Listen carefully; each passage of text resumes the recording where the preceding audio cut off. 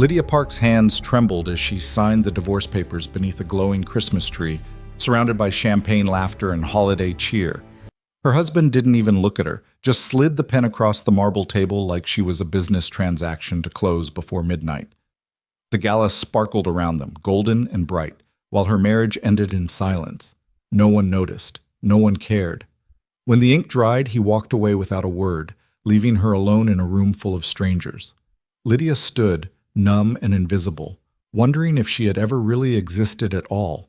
If you're ready to follow Lydia's journey from heartbreak to power, from invisibility to a love that never looks away, stay with me until the end. Hit that like button and comment what city you're watching from so I can see how far this story travels. The Peninsula Hotel ballroom glittered like a jewelry box turned inside out. Crystal chandeliers cascaded light across marble floors, reflecting off champagne flutes and diamond earrings and the gold-threaded gowns of Chicago's elite. A 20-foot Christmas tree dominated the center of the room, draped in white lights and silver ornaments that caught the glow like captured stars. Somewhere, a string quartet played Vivaldi, the notes precise and cold. Lydia Park stood near the dessert table, a glass of untouched champagne warming in her hand, watching her husband work the room. He moved like he owned the space, because in many ways he did. James Park, senior partner at Whitmore and Associates, third-generation legacy, Yale law graduate, and the kind of man who wore power like a second skin. Tonight he wore a Tom Ford tuxedo and a smile that never quite reached his eyes, shaking hands with judges and CEOs and city council members who needed his favor. Lydia wore emerald green silk that cost more than her monthly teaching salary. James had chosen it. He always chose. "Lydia, darling, there you are." She turned to find Amanda Whitmore gliding toward her, resplendent in champagne-colored lace, her smile as sharp as cut glass.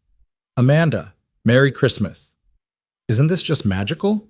Amanda gestured grandly at the ballroom. "Charles outdid himself this year, though between you and me, I told him the tree was excessive. But you know men, they never listen." She laughed, bright and brittle. "Speaking of which, where's that handsome husband of yours?" Lydia's smile felt like it might crack her face. "Networking. You know James." "Don't I just?" Amanda leaned closer, her perfume overwhelming. "Actually, I wanted to catch you. We're having a New Year's brunch at the club, just the inner circle. You and James will come, won't you?" Before Lydia could answer, James appeared at her elbow. His hand found the small of her back, the touch familiar and completely impersonal. "Amanda, you look stunning as always." Amanda preened. "James, I was just extending an invitation for New Year's brunch. We wouldn't miss it." James's fingers pressed against Lydia's spine. Not quite painful, but close. A reminder. "Though I'm afraid I need to steal my wife for a moment. Business, you understand." Of course, of course." Amanda waved them away, already scanning the room for her next conversation. James guided Lydia through the crowd, his hand never leaving her back, steering her like a piece of furniture he needed to rearrange. They passed clusters of conversation, laughter about ski trips to Aspen, complaints about contractors renovating Lake Forest estates, gossip about who was sleeping with whose spouse. No one looked at Lydia. They never did. James led her through a side door, down a quieter hallway lined with art and away from the party noise. The sounds of the gala faded to a distant hum. He stopped near a window overlooking Michigan Avenue, where holiday lights twinkled against the December darkness. "We need to talk," James said. Something in his tone made Lydia's stomach drop. She knew that voice. Cool, detached, the same one he used to fire associates or reject settlement offers. "Here?" She glanced back toward the ballroom. "Now?" "It's perfect timing, actually." James reached into his inner jacket pocket and pulled out a manila folder. Not thick, just a few pages. Clean, efficient, no scene. Lydia stared at the folder. "What is that?" "Divorce papers." He said it the way someone might say quarterly reports or lunch reservations. Factual, bloodless. "I had Mitchell draw them up last week. Everything's very straightforward. You keep your teacher's pension, I keep the house and the investment accounts. You'll have 60 days to move out, which should be plenty of time." The hallway tilted. Lydia gripped the edge of a console table, her champagne glass forgotten. "You're divorcing me? At a Christmas party?" It seemed as good a time as any. James opened the folder, revealing neat rows of legal text. Everyone's distracted, happy. No one will notice, no one will care, and we can both get on with our lives without the tedious spectacle of a public separation. James, don't make this dramatic, Lydia. We both know this marriage has been over for years. He pulled a pen from his pocket, a Mont Blanc, expensive and cold. You're miserable. I'm indifferent. And frankly, maintaining the pretense has become exhausting. This way is cleaner. Lydia's hands shook. 7 years. 7 years of trying to be enough, trying to fit into his world, trying to become the wife he wanted. 7 years of dinner parties where she smiled and nodded and disappeared into the wallpaper. 7 years of sleeping in separate bedrooms and having conversations that never went deeper than weather and schedules. Is there someone else? Her voice came out smaller than she wanted. James looked genuinely puzzled. Does it matter?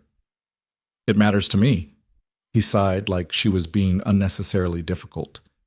Catherine Meredith. We've been seeing each other for about 6 months. She's an associate at the firm, sharp, ambitious, connected. Her father sits on 3 corporate boards.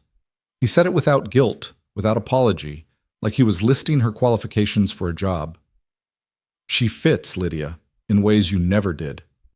The words hit like a physical blow. Lydia had known, on some level, that James didn't love her. Maybe had never loved her. But hearing it stated so plainly, so casually, carved something vital out of her chest. Why did you marry me? She whispered. Honestly, you were safe, sweet, undemanding. James's expression didn't change. I was 28. My mother was pressuring me to settle down, and you seemed like you'd be easy to manage. And you were, for a while. He held out the pen. But we've both outgrown this arrangement. Sign the papers, Lydia. Let's end this with dignity. Dignity. As if any of this had dignity. Lydia looked at the papers, then at James, then back at the papers. Her whole adult life, reduced to 3 pages of legal text. Her marriage, ending in a hotel hallway while a party sparkled 1 room away.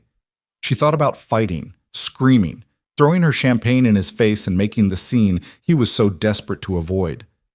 But what would be the point? James was right about one thing. Their marriage had been dead for years. Maybe it had never been alive at all.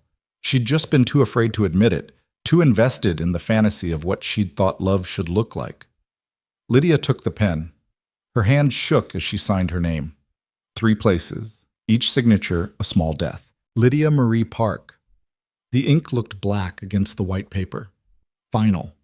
James took the folder back, checking each signature with the practiced eye of an attorney. I'll have Mitchell file these after the holiday. You have until February 15th to vacate the house. I've already had your bank account separated. You'll find the details in the final page. He tucked the folder back into his jacket, smoothed his lapels, and looked at her one last time.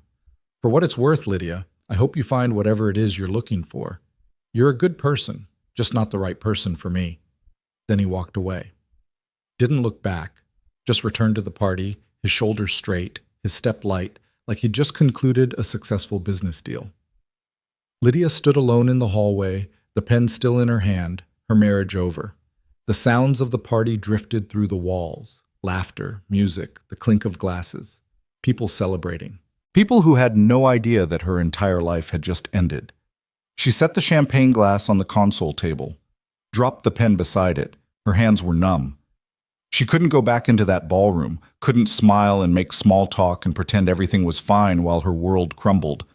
Couldn't watch James laugh with Catherine Meredith, because of course she was here. Of course she was at this party, probably waiting for James to return with the signed papers so they could celebrate their victory.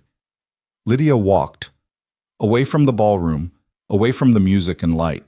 She found a service hallway, quieter and dimmer, lined with doors marked staff only and storage. Her heels clicked against tile floors. She couldn't feel her feet. The hallway ended at a door marked emergency exit. Lydia pushed through it, expecting an alarm, but there was only silence. She found herself on a back stairwell, industrial and cold, the kind of space guests were never supposed to see. She sat down on the concrete steps, her green silk dress pooling around her like spilled paint, and finally let herself cry.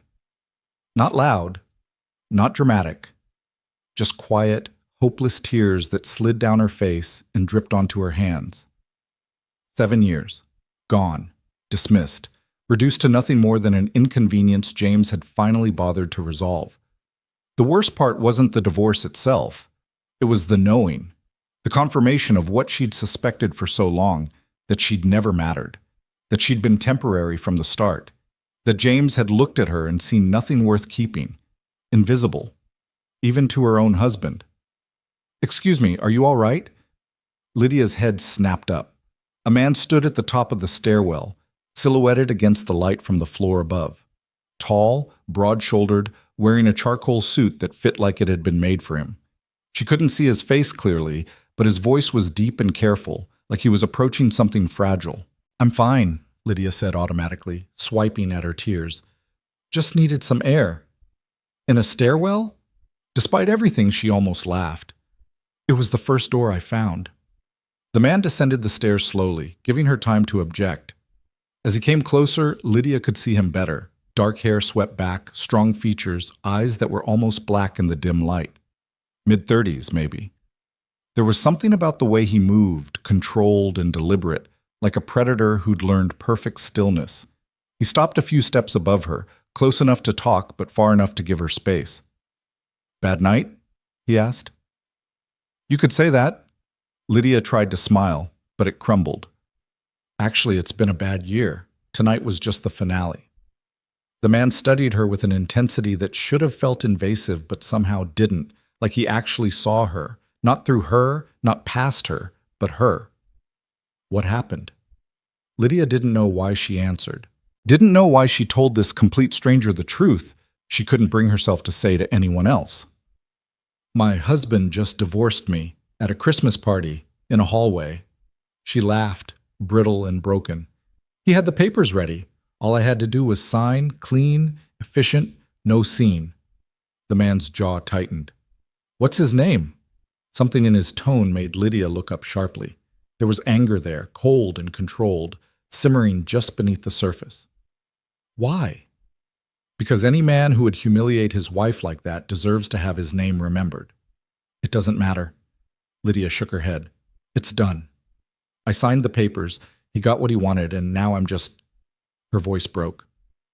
"I'm just sitting in a stairwell, crying in a dress that cost $3,000, wondering what the hell I'm supposed to do now."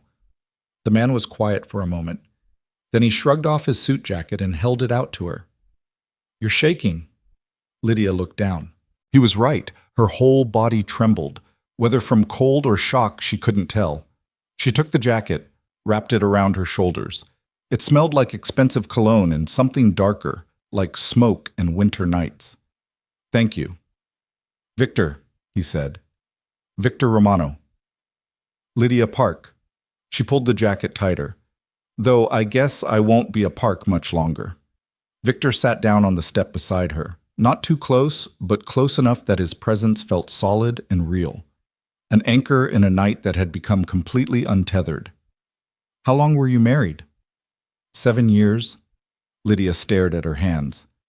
"I was 23 when we got married. Young, stupid. I thought I was lucky. James was handsome and successful and confident. I thought he'd chosen me because he saw something special." She laughed bitterly. "Turns out he chose me because I was convenient, easy to manage, safe." "You don't strike me as easy to manage." "You don't know me." "No," Victor agreed, "but I know what I see, and what I see is a woman who's been diminished by someone who didn't deserve her in the first place." Lydia turned to look at him. Really look at him. There was something magnetic about Victor Romano, something that pulled attention like gravity. His face was all sharp angles and controlled power, but his eyes held something darker, dangerous maybe, but not dangerous to her. "You don't know anything about me," she said again, softer this time. "I know you're sitting in a service stairwell instead of making a scene. I know you signed papers that ripped your life apart because it was easier than fighting. I know you're crying in the dark because you don't want anyone to see you break." Victor's voice was steady, certain. "I know you've been invisible for too long."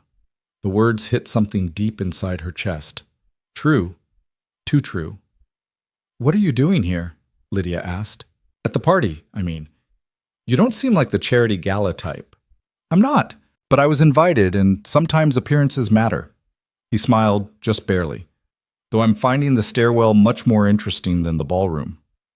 You should go back. The party can survive without me. Victor stood, extended his hand. Come on. Lydia stared at his hand. Where? Away from here. Somewhere you can breathe, somewhere you don't have to be invisible. She should say no. Should thank him for his kindness and send him back to the party and figure out her own life without involving a stranger. Should be smart and careful and all the things she'd always been. But those things had gotten her nothing but a failed marriage and a heart that felt like shattered glass. Lydia took his hand. Victor pulled her to her feet gently, like she was made of something precious. His hand was warm, solid, real. He didn't let go immediately. I'm parked outside. We can go wherever you want. Somewhere quiet, somewhere loud, somewhere you can scream if you need to. Your choice. I don't even know you. No, Victor agreed. But you know your husband, and look where that got you. He had a point. Lydia glanced back toward the door that led to the party, to the ballroom where James was probably already celebrating his freedom with Catherine Meredith, back to a life where she'd been nothing more than set dressing for someone else's success. Then she looked at Victor, this stranger with dark eyes and careful hands who'd found her crying in a stairwell and offered her something she hadn't felt in years, the sense that someone actually saw her. Somewhere quiet, she said. Please. Victor nodded once, definitive. He led her down the stairwell, through another service exit, and out into the freezing December night. The air hit like a slap, sharp and clean, cutting through the fog of shock that had wrapped around her brain. A black Mercedes waited at the curb, sleek and expensive. Victor opened the passenger door, waited until she was settled, then closed it with careful precision. He moved around to the driver's side, slid behind the wheel, started the engine. Heat poured from the vents immediately. Lydia hugged his jacket tighter, breathing in the scent of it, trying to ground herself in something solid. Where do you live? Victor asked. Lincoln Park, but Lydia stopped. She couldn't go home. That house wasn't hers anymore. James had made that clear. February 15th, he'd said. 60 days to erase 7 years. I don't want to go home, she finished quietly.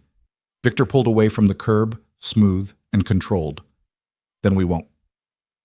They drove through Chicago's holiday-lit streets in silence. The city glittered around them, window displays and light poles wrapped in garland, ice skaters at Millennium Park, families bundled against the cold. Everyone looked happy. Everyone looked whole. Lydia felt like she was watching it all from behind glass. Victor drove with the same controlled precision he did everything else. One hand on the wheel, the other resting on his thigh, his expression calm and focused. He didn't try to fill the silence with empty conversation, just drove. 20 minutes later, they pulled up to a building on the Gold Coast, all glass and steel and understated wealth. A valet appeared immediately, opening Victor's door. Mr. Romano? Good evening, sir. Michael. Victor came around to Lydia's side, offered his hand again. We'll be upstairs. The valet didn't even glance at Lydia's tear-stained face or wrinkled dress, just nodded professionally and took the keys. Victor guided Lydia through a lobby that looked like something from an architecture magazine. Marble floors, contemporary art, a Christmas tree that was elegant and minimal, nothing like the ostentatious display at the peninsula. An elevator opened immediately, like it had been waiting for them. They rode up in silence. Lydia watched the floor numbers climb, 20, 30, 40. The elevator opened directly into a penthouse apartment. Lydia stepped inside and stopped. Floor-to-ceiling windows dominated the far wall, offering a view of Chicago that stretched for miles. The city sprawled below them, lights twinkling against the darkness of Lake Michigan. The apartment itself was beautiful in a stark masculine way. Clean lines, dark wood, leather furniture. Expensive, but not showy. Everything in its place. Sit, Victor said, gesturing to a leather sofa near the windows. I'll get you something to drink. Lydia sank onto the sofa, still wrapped in his jacket, and stared out at the city. From up here, everything looked small, manageable, like problems were just tiny pinpricks of light that couldn't really hurt you. Victor returned with 2 glasses of amber liquid. He handed her one, sat in the chair across from her. "Whiskey," he said. "Good whiskey. It won't fix anything, but it might help you feel less numb." Lydia took a sip. The whiskey burned going down, rich and smoky. She took another sip, then another, feeling warmth spread through her chest. "Thank you," she said, "for this, for getting me out of there. You didn't have to." "I know." "Then why did you?" Victor was quiet for a moment, studying her over the rim of his glass. "Because you looked like you needed someone to see you, and I did." Something about the way he said it made Lydia's breath catch. Not romantic, not predatory, just honest, simple, true. "I don't understand what I did wrong," she whispered. "I tried so hard to be what James needed. I went to his firm dinners, I smiled at his clients, I made sure the house was perfect, and I never complained when he worked late or forgot our anniversary or—" Her voice cracked. "I loved him, and it was never enough. It wasn't about you." "How can you know that?" "Because men like your husband, they don't want partners. They want accessories. Something that looks good and doesn't make demands." Victor leaned forward, his expression intense. "You could have been perfect, and it wouldn't have mattered, because perfect wasn't what he wanted. He wanted small, manageable, forgettable." Tears spilled down Lydia's cheeks again. "I was so invisible." "You're not invisible now." Lydia looked up, met Victor's eyes. Dark, penetrating, seeing her in a way that felt almost frightening in its intensity. "Who are you?" she asked. "Really?" "Someone who understands what it's like to be underestimated. Someone who knows that power isn't about being loud or demanding attention. It's about control, precision, knowing exactly who you are and what you're worth." He paused. "And someone who thinks you've forgotten what you're worth." "I don't know what I'm worth anymore." "Then let me tell you." Victor set his glass down, his gaze never leaving hers. "You're worth more than a man who divorces you at a Christmas party. You're worth more than 7 years of being diminished and dismissed. You're worth more than crying alone in stairwells and wondering why you weren't enough." Lydia couldn't breathe. The words hit something raw and bleeding inside her, something she'd been trying to ignore for so long. "I don't know how to start over," she whispered. "I don't know how to be alone. I've been with James since I was 23. I don't even know who I am without him." "Then find out." Victor's voice was steady, certain. "Take your time. Figure out what you want, what you need, what you won't settle for anymore." "What if I fail?" "Then you fail. But at least you'll fail on your own terms, not someone else's." Lydia finished her whiskey, set the glass down with trembling hands. The night felt surreal. Sitting in a stranger's penthouse, accepting comfort from a man she'd met an hour ago, her marriage over and her future completely uncertain. But for the first time in years, she felt something other than numb. She felt seen. "I should go," she said, though she didn't move. "You've been so kind, but I've taken up enough of your time." "Where will you go?" Good question. The house in Lincoln Park didn't feel like home anymore. She had friends, but none close enough to show up at midnight crying about a divorce they'd probably all seen coming. Her parents lived in Seattle, and calling them would mean explanations she didn't have the energy for. "A hotel, I guess, just for tonight. Tomorrow I'll figure out something more permanent." Victor stood. "Stay here." Lydia's eyes widened. "I can't. I have guest rooms, 3 of them. Take your pick. Stay the night, get some sleep, and tomorrow we'll figure out your next steps." He held up a hand before she could protest.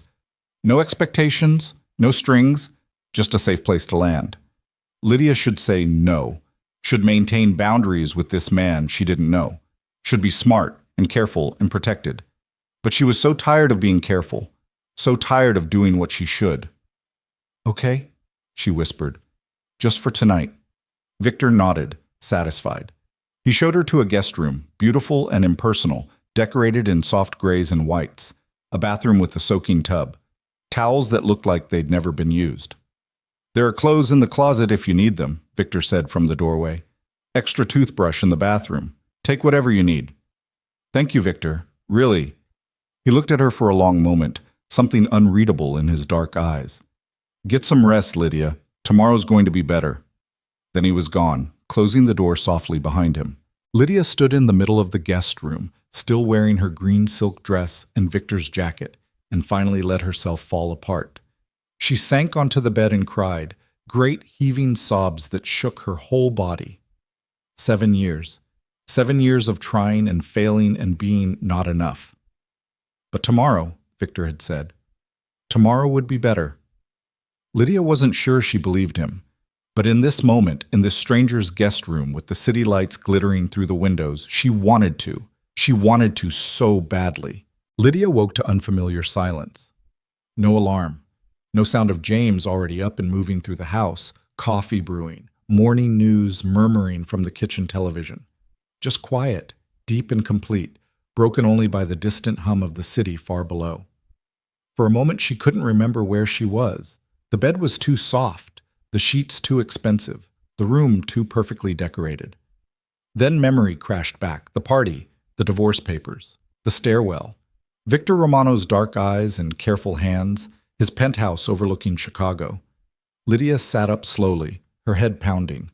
She was still wearing the green silk dress, now hopelessly wrinkled, Victor's jacket draped over a nearby chair. Pale winter sunlight streamed through floor-to-ceiling windows, making her squint. Her phone sat on the nightstand. She must have pulled it from her clutch before collapsing last night. 17 missed calls. 32 text messages. She didn't need to check to know most were from James, probably asking where she'd gone, irritated that she'd left the party early and made him look bad. She turned the phone face down and didn't look again. The guest bathroom was pristine, all marble and chrome, with towels so plush they felt obscene. Lydia found the promised toothbrush still in its packaging, used it gratefully, then stared at herself in the mirror. She looked like wreckage, smudged mascara, tangled hair, the kind of exhaustion that lived in bones rather than just muscles. But underneath the mess, something else flickered, something that hadn't been there yesterday. A spark. Small, fragile, but real. She washed her face, did what she could with her hair, then ventured out of the bedroom. The penthouse looked different in daylight, less stark, more lived in.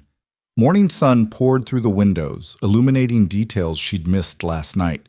Books lined built-in shelves, their spines worn from actual reading. A chess set sat on a side table mid-game, like someone played against themselves.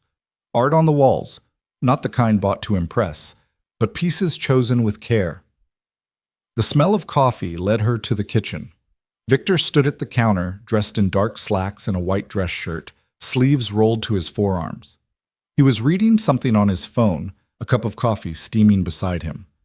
When Lydia entered, he looked up. "Good morning," he said, his voice neutral, giving her space to set the tone. "Coffee?" "Please." He poured her a cup without asking how she took it, black, strong, in a mug that felt solid and real in her hands. Lydia wrapped both palms around the ceramic, absorbing its warmth. "How did you sleep?" Victor asked. "Better than I expected." Lydia took a sip, grateful for something to do with her hands. "Thank you for letting me stay. I'll get out of your way." "You're not in my way." Victor set his phone down, gave her his full attention. "Are you hungry?" She should say no. Should maintain distance, thank him again, and leave before this became more complicated than it already was. But her stomach chose that moment to betray her with an audible growl. Victor's mouth twitched. "I'll take that as a yes."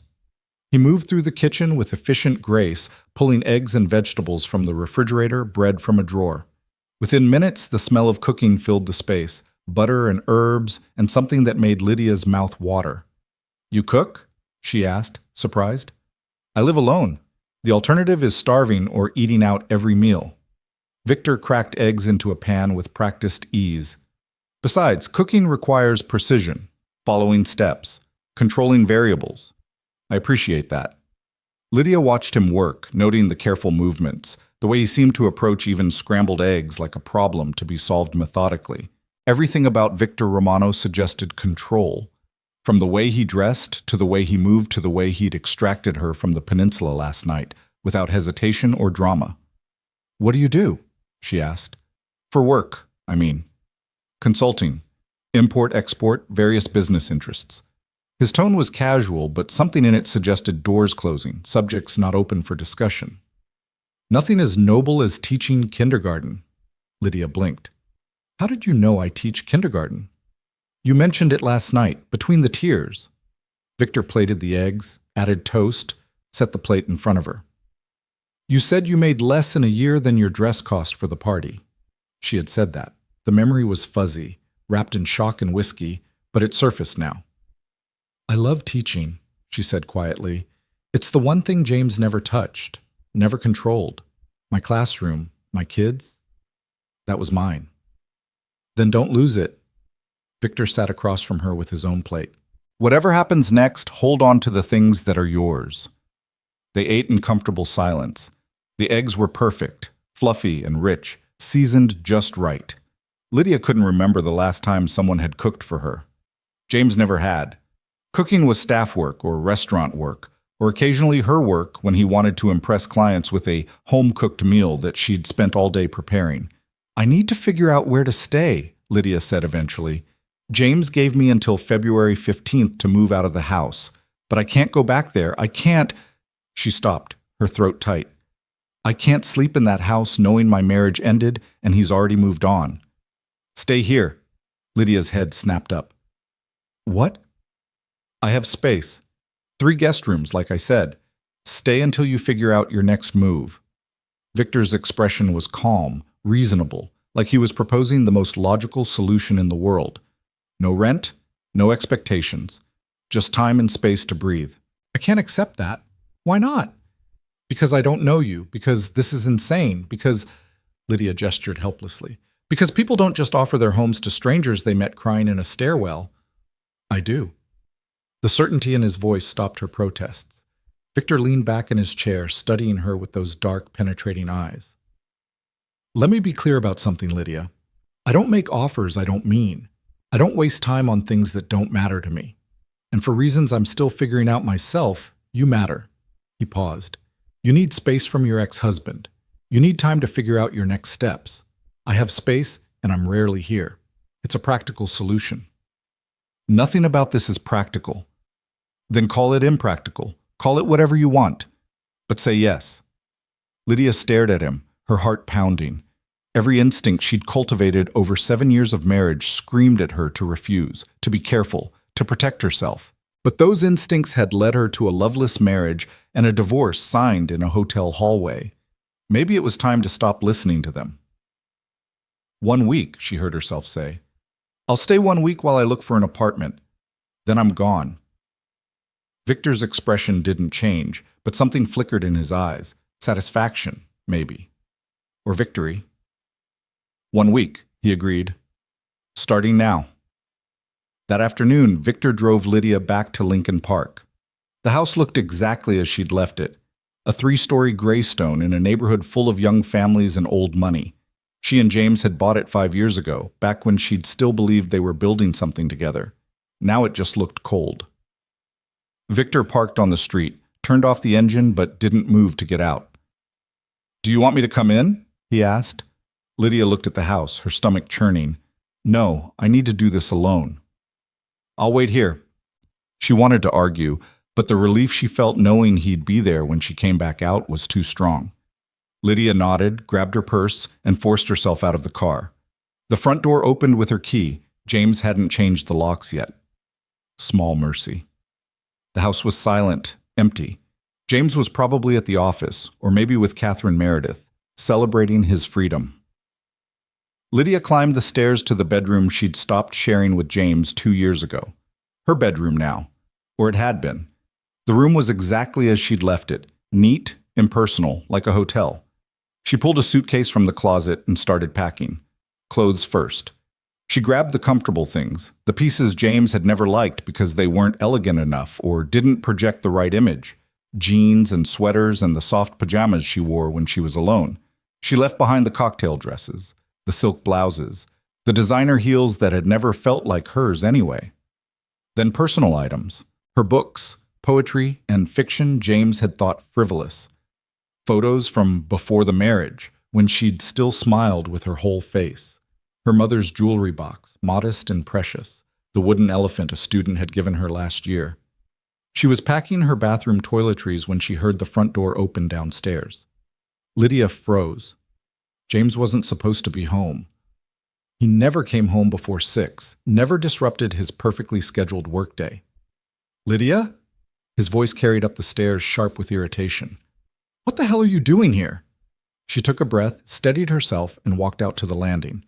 James stood at the bottom of the stairs, still in his suit, his expression thunderous. "Packing," she said, proud that her voice didn't shake. "You gave me until February to move out. I'm starting early. You disappeared last night, left the party without a word. Do you have any idea how that looked?" James climbed the stairs, his face flushed. "I had to make excuses, tell people you weren't feeling well. Amanda Whitmore spent 20 minutes asking me if everything was all right with us. Everything is not all right with us. You divorced me, remember? I divorced you cleanly, quietly, and you repaid me by running off and making a scene." Lydia stared at him. "Making a scene? I signed your papers and left. That's what you wanted." "I wanted you to stay at the party, smile, pretend everything was normal until the end of the night. Was that really too much to ask?" James reached the landing, looming over her. "Where did you even go?" "That's none of your business." His eyes narrowed. "You're still my wife. For 60 more days. After that, you don't get to ask me questions." Lydia moved past him, back into the bedroom, continuing her packing. "I'll be out by the end of the week. You'll have your house back." James followed her, standing in the doorway. "Where are you going?"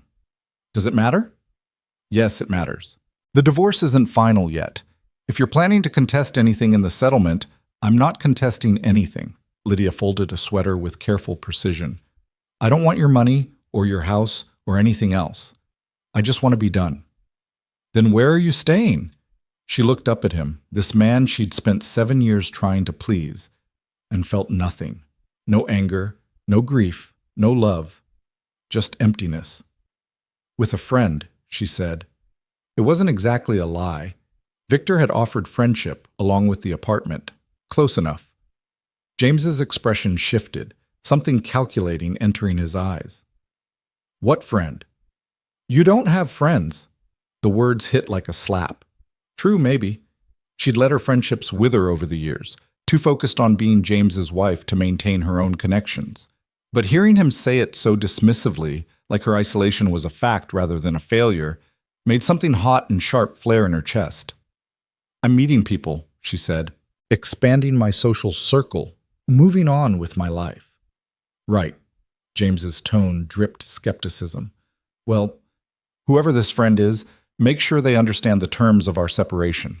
No cohabitation with romantic partners until the divorce is final, or you forfeit the settlement." "There's no romantic partner, just someone helping me get back on my feet." "Fine, but Lydia..." James moved into the room, lowering his voice. "Don't do anything stupid. Don't make this messy. We had an agreement." "We did," Lydia agreed, "and I'm honoring it. I signed your papers, I'm leaving your house, and after February you'll never have to see me again." She zipped the suitcase closed. "Exactly what you wanted." She grabbed the suitcase handle, shouldered her bag, and walked past him without looking back. Down the stairs, through the hallway lined with photos of a marriage that had never been real. Out the front door into the weak December sunlight. Victor's Mercedes still sat at the curb. He stood beside it now, leaning against the hood, his posture relaxed but his eyes sharp, tracking every movement. When he saw her, he straightened, opened the trunk without a word. Lydia loaded her suitcase, then glanced back at the house. James stood in the doorway, watching. His expression was unreadable, but his posture radiated disapproval. "That's your friend?" James called out. "Lydia, who is that?"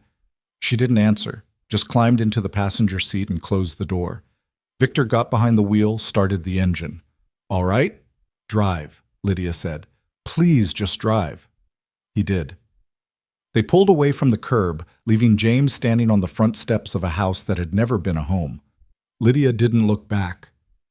"He seemed pleased to see you," Victor observed dryly. Despite everything, Lydia laughed. It came out shaky but real. "That's James, always concerned about appearances. What did he want?" "To know where I was staying. To make sure I wasn't contesting the settlement. To remind me I don't have friends. She looked out the window, watching Lincoln Park blur past. To keep control, basically, even now. Victor's hands tightened on the wheel, just slightly. Does he know where you're staying? I told him with a friend. He doesn't need to know more than that. They drove in silence for a while. Lydia watched the city roll by. Familiar streets, familiar landmarks, all of it looking different now. Like she was seeing Chicago for the first time without James's expectations filtering her vision. Thank you, she said quietly. For waiting, for being there. I said I would be. I know, but most people don't mean things like that. Victor glanced at her, something unreadable in his expression. I'm not most people. No, Lydia thought, he really wasn't. That evening, Lydia stood in the guest room, her room now, for the next week, and tried to process the last 24 hours. Divorced. Homeless. Living with a stranger. Her life had been upended so completely she couldn't find solid ground. A knock on the door interrupted her spiral. Come in, she called. Victor entered carrying a glass of wine. He handed it to her without comment, then gestured to the window. Dinner's ready when you are, but there's no rush. Lydia took the wine, grateful. You don't have to keep feeding me. I know. Or letting me stay here. I know that too. Victor leaned against the doorframe, studying her. Are you always this bad at accepting help? I'm not used to needing it. Everyone needs help sometimes. The trick is knowing when to accept it. He paused. Come eat, Lydia. You've had a hell of a day. Let yourself have something good. Something good. The concept felt foreign, but Lydia followed him to the dining room where he'd set out a simple meal, pasta, salad, bread. They ate at the long table, the city glittering beyond the windows, and talked about nothing important. Books, music, the ridiculousness of Chicago winters, safe topics that didn't require her to explain or justify or defend. What made you leave the party last night? Lydia asked eventually. Before you found me, I mean. You said you weren't the charity gala type. Victor set down his fork, considering. I had business there. A meeting, technically. But it ended early, and I was leaving when I saw you in the stairwell. Business at a Christmas party? Business happens everywhere. His tone suggested the subject was closed. Why kindergarten? The subject change was obvious, but Lydia let it slide. Because 5-year-olds are honest. They tell you exactly what they think, exactly what they feel. There's no pretense, no games, just truth. She smiled, remembering. I had a student last year who told me every single day that my hair looked like a bird's nest. Every day. Finally, I asked him why he kept saying it, and he said, because it's true, and true things are important. Victor laughed. A real laugh, surprised and genuine. Smart kid. The smartest. He's in first grade now, probably telling his new teacher uncomfortable truths. Lydia took a sip of wine. I love that about children. Before the world teaches them to lie, to hide, to be what other people want. They're just themselves. When did you stop being yourself? The question landed like a stone. Lydia stared into her wine glass, watching the liquid catch the light. I don't know, she admitted. Somewhere between 23 and 30, somewhere between I love you and I want a divorce. Her voice cracked. I just wanted him to see me, to choose me. So I kept folding myself smaller and smaller until there was almost nothing left. But not nothing, Victor said quietly. You're still here. Barely. Barely is enough. You start from barely and build. He leaned forward, his expression intense. You want to know what I see when I look at you, Lydia? I see someone who survived 7 years of being diminished and still managed to walk away. Someone who signed divorce papers and didn't make a scene, not because she was weak, but because she was smart enough to know the battle wasn't worth fighting. Someone strong enough to accept help from a stranger because she recognized she needed it. Lydia's eyes burned. I don't feel strong. Strong people rarely do. They're too busy surviving to notice. They finished dinner in silence. Victor cleared the plates, refused her offer to help, then poured them both another glass of wine. They moved to the living room, to the leather sofas facing those impossible windows and the city stretched out below. Can I ask you something? Lydia said. Always. Why are you helping me? And don't say it's practical or that I needed space. There's more to it than that. Victor was quiet for a long moment, swirling wine in his glass. When he spoke, his voice was careful, measured. I told you I understand what it's like to be underestimated. That's true. I also understand what it's like to be controlled by someone who sees you as an asset rather than a person. He looked at her directly. My father was a powerful man, successful, connected, and he had very specific ideas about who I should be and what I should become. For years, I tried to meet those expectations, tried to be the son he wanted. What happened? I stopped trying. I walked away, built my own life, became my own man. Victor's expression hardened. But I remember what it felt like, that pressure to be smaller, quieter, more convenient. I remember how it eats at you until you're not sure who you are anymore. Lydia absorbed this, seeing new dimensions to the man sitting across from her. Is your father still alive? No, he died 5 years ago. We never reconciled. Victor said it without emotion, but Lydia heard the weight underneath. I don't regret leaving, but I regret the time I wasted trying to be what he wanted before I finally broke free. I wasted 7 years. Then don't waste more. You're out now. Build from here. Lydia looked at him, this stranger who'd become something else in less than a day. Someone who saw her. Someone who understood. Someone who'd offered her shelter without asking for anything in return. I don't know how to build, she whispered. I only know how to survive. Then I'll teach you. Victor's voice was absolutely certain. One day at a time, one choice at a time, you'll remember who you are. And if I don't like who I am, then you become someone you do like. He leaned forward, his dark eyes holding hers. You get to choose now, Lydia. That's what freedom means. No one else's expectations, no one else's approval, just you, deciding what matters. The words settled into her chest, heavy and real. Freedom, choice, the possibility of becoming rather than just surviving. I don't know where to start, she admitted. Start with tomorrow. Wake up, decide what you want from the day, and do that. Then do it again the next day, and the day after that. Eventually, you'll have built a life. It sounded so simple when he said it, so possible. Lydia finished her wine, set the glass down, and looked out at Chicago sparkling in the darkness. Somewhere out there, James was probably with Catherine Meredith, celebrating his freedom. Somewhere out there, her classroom waited, full of honest 5-year-olds who told uncomfortable truths.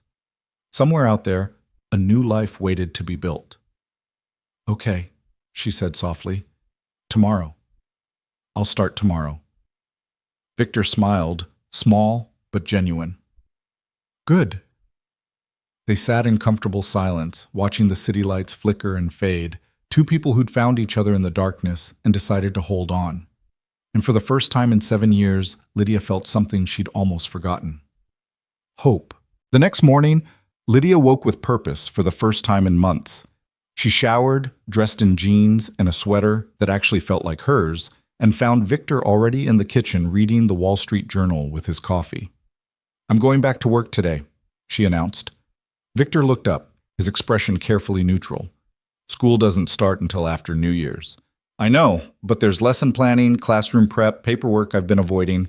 Lydia poured herself coffee, feeling steadier than she had in days. I need to do something normal, something that's mine. Then go. Victor folded his paper. Do you need a ride? I can take the train. I know you can. I asked if you needed a ride. Lydia looked at him, this man who kept offering help without making her feel small for needing it. A ride would be nice. Thank you. 20 minutes later, they pulled up to Hawthorne Elementary, a brick building in Lakeview with cheerful murals painted on the exterior walls. The parking lot was nearly empty. Winter break meant only administrators and the occasional dedicated teacher showed up. What time should I pick you up? Victor asked. You don't have to. Lydia. His tone was patient but firm. What time? 3 o'clock? I'll be here. She believed him. That was the strange part. She actually believed Victor would be exactly where he said he'd be, exactly when he said he'd be there. The reliability felt foreign after years of James's broken promises and last-minute cancellations. The school was quiet, almost eerie without the usual chaos of children. Lydia's footsteps echoed down empty hallways decorated with construction paper snowflakes and crayon drawings of Santa. She unlocked her classroom door and stepped inside. The space welcomed her like an old friend. 20 small desks arranged in clusters, a reading corner with oversized pillows, walls covered in alphabet charts and student artwork. Her desk sat in the corner, buried under stacks of papers she'd been too exhausted to grade before the holiday break. Lydia set down her bag and got to work. She graded spelling tests and art projects, updated her lesson plans for January, reorganized the book corner. The familiar routine soothed something raw inside her. This was hers. James had never touched this space, never influenced her teaching, never made her feel inadequate here. In this classroom, she was Miss Park, beloved teacher, creative lesson planner, the adult who remembered every student's favorite color and listened to their rambling stories about their weekend adventures. "Lydia, that you?" She looked up to find Principal Morrison standing in the doorway, coffee mug in hand, eyebrows raised in surprise. "Hi, Angela. Just catching up on some work." Angela entered the classroom, settling into one of the tiny student chairs with practiced ease. "During winter break? Girl, you need a hobby." "This is my hobby." "That's deeply sad." Angela took a sip of coffee, studying Lydia with the sharp eyes that missed nothing. "You look different. Something happened?" Lydia hesitated. Angela was more than just her boss. They'd started at Hawthorne the same year, had survived difficult parents and budget cuts and standardized testing together. But admitting her marriage had imploded felt like making it real in a way she wasn't ready for. "James and I separated," she said finally. "Divorced, actually. Papers were signed on Christmas Eve." Angela's eyes widened. "Oh, honey, I'm so sorry." "Don't be. It was—" Lydia searched for the right word. "Overdue. We've been done for a long time. We just finally made it official." "Are you okay? Where are you staying?" "With a friend. I'm fine, really. Just needed to be somewhere normal for a while." Angela looked skeptical, but didn't push. "Well, if you need anything, time off, someone to talk to, help finding an apartment, just say the word. We take care of our own here." Kindness made Lydia's throat tight. "Thank you. That means a lot." They talked for a while about school business, the new reading curriculum, the upcoming parent-teacher conferences, the student who'd announced to everyone that babies came from Amazon Prime. Normal, mundane, blessedly uncomplicated conversation. When Angela finally left, Lydia felt lighter. She worked until 2:30, then packed up her things and headed outside. Victor's Mercedes was already waiting, right where he'd said it would be. "Productive day?" he asked as she slid into the passenger seat. "Very. I forgot how much I loved that classroom." Lydia buckled her seatbelt. "How was your day?" "Meetings, conference calls, the usual." Victor pulled into traffic with smooth precision. "I need to go to my office later tonight. There's a situation that requires my attention." Something in his tone made Lydia glance over. His expression was carefully blank, but tension radiated from his shoulders. "Everything okay?" "It will be."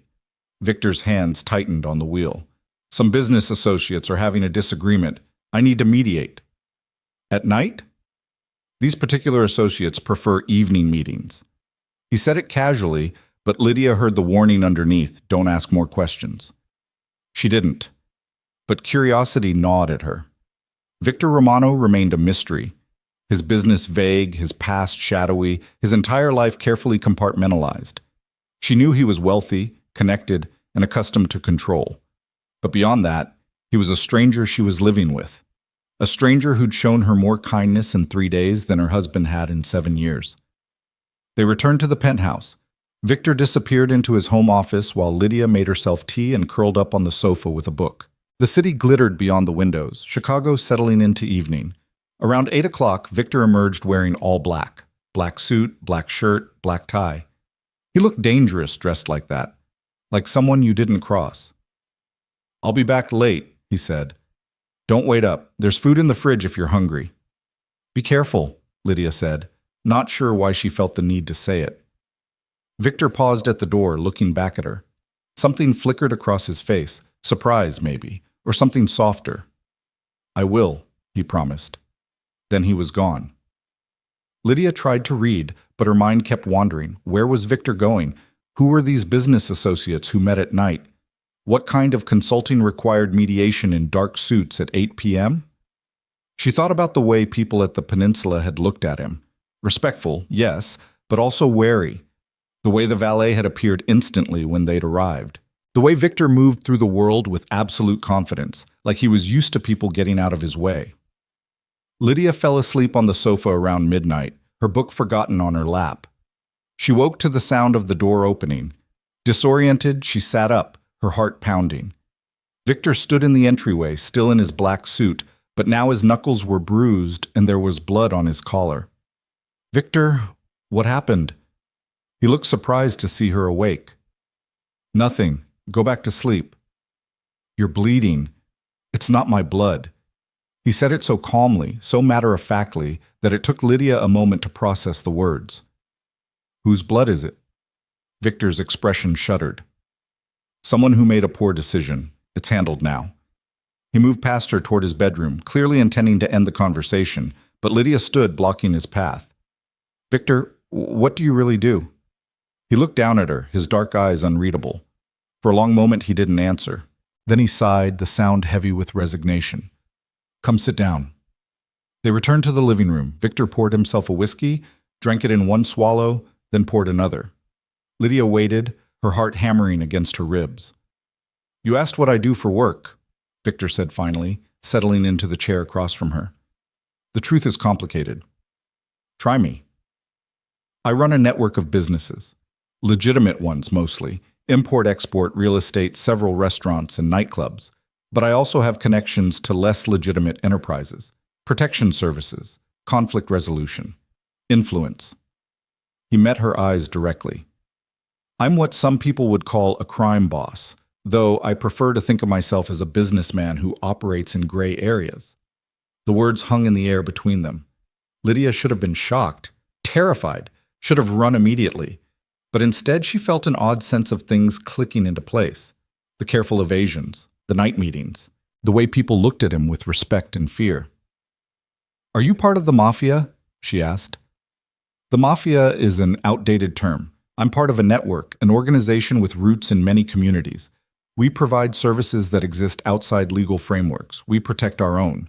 We handle problems that the police can't or won't address." Victor leaned forward.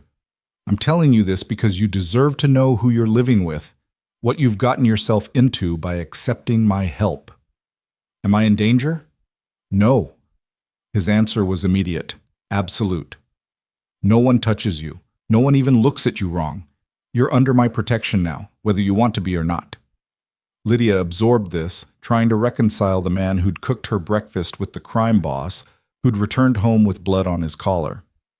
"The mediation tonight," she said slowly. "Someone crossed you?" "Someone thought they could skim profits from one of my businesses. I explained why that was unwise." Victor's tone was cold, businesslike. "He won't make that mistake again." "Did you kill him?" "No, but I hurt him enough that he'll remember the lesson." Lydia should have been horrified, should have grabbed her suitcase and left immediately. Instead, she found herself asking, "Why are you telling me this? You could have kept lying." "Because lies are what your husband gave you. I won't do that." Victor set down his glass. "You need to understand what I am, Lydia. I'm not a good man. I've done things that would turn your stomach. I operate outside the law because the law doesn't serve people like me. I control territory, I enforce rules, and when people break those rules, I make them pay." "But you're helping me." "Yes." "Why?" Victor was quiet for a long moment. When he spoke, his voice was softer. "Because you needed help, and no one else was offering it. Because I saw something in you that reminded me of myself before I became this." He gestured at himself, the expensive suit, the bruised knuckles, the blood. Someone who'd been made small by someone powerful. Someone who deserved better. Lydia's chest felt tight. "I don't know what to do with this information." "You have 3 choices. You can leave. I'll help you find an apartment, set you up financially, make sure you're safe. No hard feelings. You can stay and pretend you don't know what I really do, or you can stay knowing exactly who I am and decide if that's something you can live with. Victor stood. Think about it. Take your time. Whatever you decide, I'll respect it. He headed toward his bedroom, then paused at the doorway. For what it's worth, Lydia, I would never hurt you. That's not a line I cross, but I understand if knowing what I'm capable of changes how you see me. Then he was gone, leaving her alone with impossible choices. Lydia didn't sleep that night. She lay in the guest bed, staring at the ceiling, trying to process everything. Victor Romano was a criminal. He hurt people. He operated outside the law. He was dangerous. He'd also been nothing but kind to her, protected her, offered her shelter without asking for anything in return, seen her when everyone else looked through her. As dawn broke over Chicago, Lydia made her decision. She found Victor in the kitchen, showered and dressed in a fresh suit, his bruised knuckles the only evidence of last night's violence. He looked up when she entered, his expression carefully neutral. "Coffee?" he offered. "I'm staying," Lydia said. Victor went very still. "You're sure?" "No, but I'm staying anyway." She moved to the coffee pot, poured herself a cup with steady hands. "I don't understand your world, Victor. I don't know if I can reconcile who you are with what you do. But I know that you've been honest with me when you could have lied. You've helped me when you didn't have to, and right now that matters more than the rest." "You might change your mind." "I might," Lydia agreed. "But until I do, I'm here." Something shifted in Victor's expression. Relief, maybe, or gratitude. He nodded once, accepting her decision without argument. They drank their coffee in silence, two people who'd chosen each other despite every reason not to. The next few days settled into an unexpected rhythm. Lydia spent her mornings at school, preparing for the spring semester. Victor worked from home most days, his office door closed for hours while he conducted business she didn't ask about. They cooked dinner together, trading stories about their days with careful omissions on both sides. Lydia didn't mention James's increasingly aggressive texts demanding to know where she was staying. Victor didn't mention whatever conflicts he was managing in his criminal network. It was strange, domestic, almost comfortable, but it couldn't last. On Thursday afternoon, Lydia's phone rang. Unknown number. She almost didn't answer, but something made her pick up. "Is this Lydia Park?" A woman's voice, professional and clipped. "Yes. Who's calling?" "Detective Sarah Chen, Chicago Police Department. I need to ask you some questions about your relationship with Victor Romano." Lydia's blood went cold. "I don't understand." "Mr. Romano is a person of interest in an ongoing investigation. We have reason to believe you've been residing at his apartment for the past week. I'd like to speak with you about the nature of your relationship and anything you might know about his business activities." I don't know anything about his business." "Then you won't mind coming down to the station to discuss it. Today would be best." Detective Chen's tone left no room for argument. "We're at the district station on Halstead. Can you be here by 5? Lydia's hands shook. "Do I need a lawyer?" "That's your right, of course. But this is just a conversation, Mrs. Park. We're trying to understand Mr. Romano's network. Your cooperation would be noted." The call ended. Lydia stared at her phone, her heart racing. The police were investigating Victor. They knew she was living with him. They wanted information. She should have called a lawyer, should have refused to go. Instead, she called Victor. He answered on the first ring. "What's wrong?" "The police called. A Detective Chen. She wants to talk to me about you." "About your business?" Lydia's voice came out shaky. "Victor, what's happening?" Silence. Then, "Where are you?" "At school. I'm leaving now." "Don't go anywhere. I'm coming to get you. Don't talk to anyone until I get there." He hung up. Lydia grabbed her bag with trembling hands and headed for the parking lot.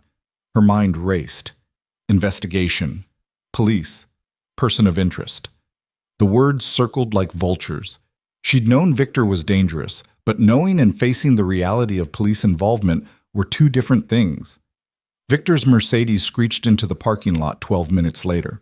He was out of the car before it fully stopped, his expression darker than she'd ever seen it. "Get in." Lydia obeyed.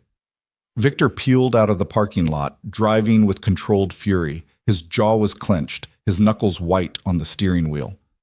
"Tell me exactly what she said," he demanded. Lydia recounted the conversation word for word. Victor's expression grew grimmer with every sentence. "Chen," he muttered. "Of course it's Chen. She's been trying to build a case against me for 2 years. Now she thinks she can use you to get information." "What kind of case?" "Racketeering, money laundering, extortion, the usual accusations." Victor's tone was bitter. "She has nothing concrete or I'd already be arrested. So she's fishing, looking for weak points in my network. And I'm a weak point. You're someone new in my life, someone she thinks might not be loyal yet, someone she can pressure or manipulate into giving her what she wants." Victor glanced at her. "Did you agree to meet with her?" "She said 5 o'clock today. I didn't confirm." "Good. You're not going." "Victor, I can't just ignore the police." "Yes, you can. You're not under arrest. You haven't been subpoenaed. This is a voluntary interview, which means you have zero obligation to participate." He took a sharp turn, heading toward downtown. "We're going to see my lawyer. He'll handle this." 20 minutes later, they sat in a glass-walled conference room at Walsh & Associates, facing a man in his 50s with silver hair and the confident demeanor of someone who'd never lost an argument. "Detective Chen is persistent, I'll give her that," Robert Walsh said, reviewing the notes Victor had provided. "But she's also desperate. This fishing expedition proves she doesn't have enough evidence to move forward with charges." "What does she want from me?" Lydia asked. "Information. Confirmation of Victor's activities. Anything she can use to strengthen her case or pressure him into making a mistake." Walsh leaned back in his chair. "The good news is you don't know anything useful. The bad news is Chen won't believe that until she's questioned you herself." "So what do I do?" "You refuse to speak with her without counsel present. If she persists, we'll arrange a formal interview with me in the room, but I strongly advise you to exercise your Fifth Amendment rights and decline to answer any questions about Victor or his business affairs." Lydia looked at Victor. He sat perfectly still, his expression unreadable, but tension radiated from every line of his body. "This is my fault," she said quietly. "I brought this into your life by staying with you. James probably told them where I was." "This isn't your fault," Victor interrupted, his voice sharp. "Chen has been circling for years. She would have found another angle, if not this one. But now I'm involved. Now I'm part of whatever she's investigating." "Then we handle it together." Victor turned to Walsh. "I want around-the-clock protection on Lydia. Chen plays dirty when she's desperate. I don't want her harassed or followed or pressured." Walsh nodded. "I'll arrange it. And I want you to reach out to Chen directly. Let her know that any contact with Lydia goes through you. Make it clear that we're not cooperating with her fishing expedition." "Consider it done." They left the law office as the sun set over Chicago, painting the sky in shades of orange and purple. Victor drove in tense silence, his jaw still clenched. "I'm sorry," Lydia said finally. "For what?" "For complicating your life. For being a liability." Victor pulled over abruptly, parking on a side street. He turned to face her, his expression intense. "Listen to me very carefully, Lydia. You are not a complication. You are not a liability. You are someone I chose to help, and I don't regret that choice." His voice softened slightly. "Chen is doing what she always does, looking for pressure points, trying to create problems where none exist. She wants me isolated, wants everyone around me to decide I'm too dangerous to associate with. Don't give her that satisfaction." "I'm scared," Lydia admitted. "I know, but you're also stronger than you think. You survived 7 years with a man who tried to erase you. You can survive a detective asking questions you don't have to answer." Lydia wanted to believe him, but fear sat heavy in her chest, cold and paralyzing. They returned to the penthouse in silence. Victor made calls from his office, while Lydia tried to grade papers and failed miserably. Her hands shook too much to hold the pen. Her mind kept circling back to Detective Chen and investigations, and the reality that she was now entangled in Victor's dangerous world. Around 9 p.m., her phone rang. James. She almost didn't answer, but something made her pick up. "Did you talk to the police?" James demanded without preamble. Lydia's stomach dropped. "How did you know about that?" Because Detective Chen called me this afternoon asking questions about your whereabouts and associates. She wanted to know if I was aware you were living with a known criminal. James's voice dripped with disgust. What the hell are you doing, Lydia? You've been divorced for less than a week, and you're already shacking up with a mobster. My living situation is none of your business. It is when the police are asking me questions, when they're implying that my ex-wife might be involved in criminal activities. James's tone turned vicious. I told you not to do anything stupid. I told you not to make this messy. And what do? You move in with someone the police are actively investigating. You told them where I was, Lydia said, the realization hitting her. You gave Detective Chen Victor's name. Of course I did. I'm not going to lie to the police to protect your poor judgment. If you want to ruin your life, that's your choice. But I won't be dragged down with you. Rage, hot and clean, flooded through Lydia. You divorced me at a Christmas party. You replaced me before the ink was dry on the papers. You spent 7 years making me feel worthless. And now you have the audacity to lecture me about poor judgment? At least I didn't take up with a criminal. No, you just destroyed someone who loved you because it was convenient. Victor Romano has shown me more respect in 1 week than you did in 7 years, so forgive me if I don't value your opinion on my choices. She hung up before James could respond. Her hands shook with adrenaline and fury. Victor appeared in the doorway, his expression concerned. That sounded intense. James confirmed he told Detective Chen about you, about us. Lydia threw her phone onto the sofa. He's the reason she's investigating me. He gave her my connection to you. Victor's expression went cold. Of course he did. I'm sorry. Stop apologizing. Victor crossed the room, standing in front of her. Your ex-husband is a petty man trying to maintain control over someone who walked away from him. He weaponized the police because he couldn't accept that you moved on. That's on him, not you. But now you're dealing with more scrutiny. I can handle Detective Chen. What I need to know is if you can handle this. Victor's dark eyes searched hers. Because it's going to get worse before it gets better. Chen will keep pushing, your ex-husband will keep causing problems, and being associated with me will bring complications you never asked for. If that's too much, I need to know now. Lydia thought about running, about finding a safe apartment far away from Victor's dangerous world and Detective Chen's investigation, about rebuilding her life without the threat of criminal entanglements. But she also thought about the way Victor had seen her when no one else had, the way he'd offered shelter without conditions, the way he'd been honest about who he was instead of hiding behind lies. She thought about 7 years of making herself smaller to please someone who'd never valued her anyway. She was done being small. I can handle it, Lydia said firmly. Whatever comes next, I'm not running. Victor's expression softened, something like pride flickering in his eyes. All right then. We face this together. He pulled her into his arms, the first time he'd touched her beyond a steadying hand or helping her into the car. Lydia let herself lean into his solid warmth, breathing in his scent, allowing herself a moment of feeling safe despite the chaos swirling around them. We'll get through this, Victor murmured against her hair. I promise you that. Lydia wanted to believe him, and for the first time in her life, she thought maybe she could. The morning after James's phone call, Lydia woke to find Victor already dressed in a charcoal suit, his expression grim as he spoke quietly into his phone. When he noticed her in the doorway, he ended the call abruptly. We have a problem, he said without preamble. Lydia's stomach dropped. What kind of problem? Detective Chen showed up at your school an hour ago. She told Principal Morrison she needed to speak with you regarding an ongoing investigation. Angela covered for you, said you were out sick, but Chen left her card and made it clear she'd be back. The coffee Lydia had been about to pour suddenly seemed unappealing. She came to my workplace? She's escalating, trying to pressure you by making your involvement public. Victor's jaw tightened. Walsh is filing a harassment complaint, but it won't stop her immediately. She's banking on you getting scared enough to talk. I am scared. I know, but scared doesn't mean powerless. Victor pulled out his phone, showed her a contact. This is Marcus Webb. He's former FBI, now works private security. He'll be your shadow until this situation resolves. Anywhere you go, he goes. Non-negotiable.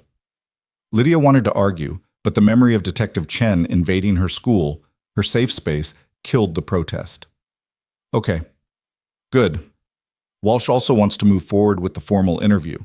Get it on record that you have nothing useful to tell Chen. Make her stop harassing you. Victor hesitated. But there's something you need to understand about that interview. What? Chen will try to turn you against me.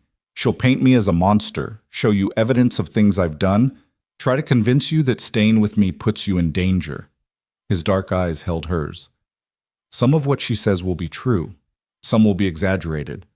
All of it will be designed to manipulate you into giving her information or cutting ties with me. I'm not going to betray you. You say that now, but you don't know what she has, what she'll show you. Victor's voice was steady, but his expression was strained. I need you to be prepared for that, to see the worst of who I am and what I've done. Lydia crossed the kitchen, stood in front of him. Victor, you told me you weren't a good man. You've been honest about operating outside the law. I'm not naive.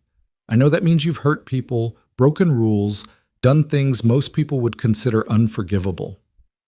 She took a breath. But you've also been the only person who saw me when I was invisible, who offered help without conditions, who treated me like I mattered. That doesn't erase the other things, but it means something to me. Victor looked at her for a long moment, something vulnerable flickering across his face before his usual mask of control slid back into place. All right, the interview is scheduled for tomorrow at 10 a.m. Walsh will be there, and so will I. You can be in the room? As your attorney's associate, yes. Chen won't like it, but she can't prevent it. A ghost of a smile crossed his face. I want her to see that you're not alone, that she can't isolate you. The next 24 hours crawled by. Marcus Webb appeared at the penthouse that afternoon, a quiet man in his 40s with watchful eyes and an economy of movement that suggested serious training. He was polite but distant, clearly there to do a job rather than make friends. When Lydia went to the grocery store, Marcus followed at a discreet distance. When she tried to go for a walk to clear her head, he was 3 steps behind. It should have felt oppressive. Instead, it felt necessary. That night, Lydia barely slept. She kept imagining the interview, Detective Chen's questions, the evidence Victor had warned her about. When dawn finally broke, she felt exhausted and wired simultaneously. Victor drove them to Walsh's office in silence. Marcus followed in a separate car. The city looked gray and cold, matching Lydia's mood.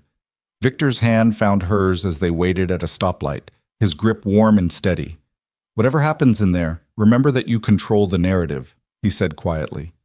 You decide what you share. You decide when to invoke your Fifth Amendment rights. Chen has no power over you unless you give it to her. Lydia nodded, trying to absorb the confidence he was offering. Walsh met them in the lobby, his expression all business. Detective Chen is already here with her partner, Detective Martinez. They've agreed to conduct the interview in our conference room, which gives us home field advantage. He looked at Lydia directly. Remember, you're here voluntarily. You can leave at any time. You don't have to answer questions that make you uncomfortable. And if at any point you want to stop, you say the word, and we're done. They entered the conference room. Detective Chen sat on one side of the long table, a woman in her late 30s with sharp features and sharper eyes. Her partner, Martinez, was older, heavy-set, with the tired expression of someone who'd seen too much. Chen's gaze went immediately to Victor, her expression hardening. Mr. Romano, I wasn't aware you'd be joining us. Miss Park requested my presence as moral support, Walsh interjected smoothly. Unless you have an objection that would require us to terminate this voluntary interview? Chen's jaw tightened, but she gestured to the chairs across from her. Please, sit. Lydia sat between Walsh and Victor, her hands clasped tightly in her lap. Chen set a digital recorder on the table, stated the date and time and names of everyone present, then turned her attention to Lydia. Thank you for coming in, Mrs. Park. I know this must be stressful. It's Ms. Park, Lydia corrected quietly. The divorce was finalized last week. Of course, my apologies. Chen's smile didn't reach her eyes. Miss Park, can you tell me about your relationship with Victor Romano? He's a friend who offered me a place to stay after my marriage ended. And how did you meet Mr. Romano? At a Christmas party, the Peninsula Hotel Gala on the 24th. Chen made a note. That was quite recent. And yet you're now living with him? I needed a place to stay. Victor had space available. It was a practical arrangement. Practical, Chen repeated, her tone suggesting she didn't believe that for a second. Ms. Park, are you aware of Mr. Romano's business activities? Walsh leaned forward.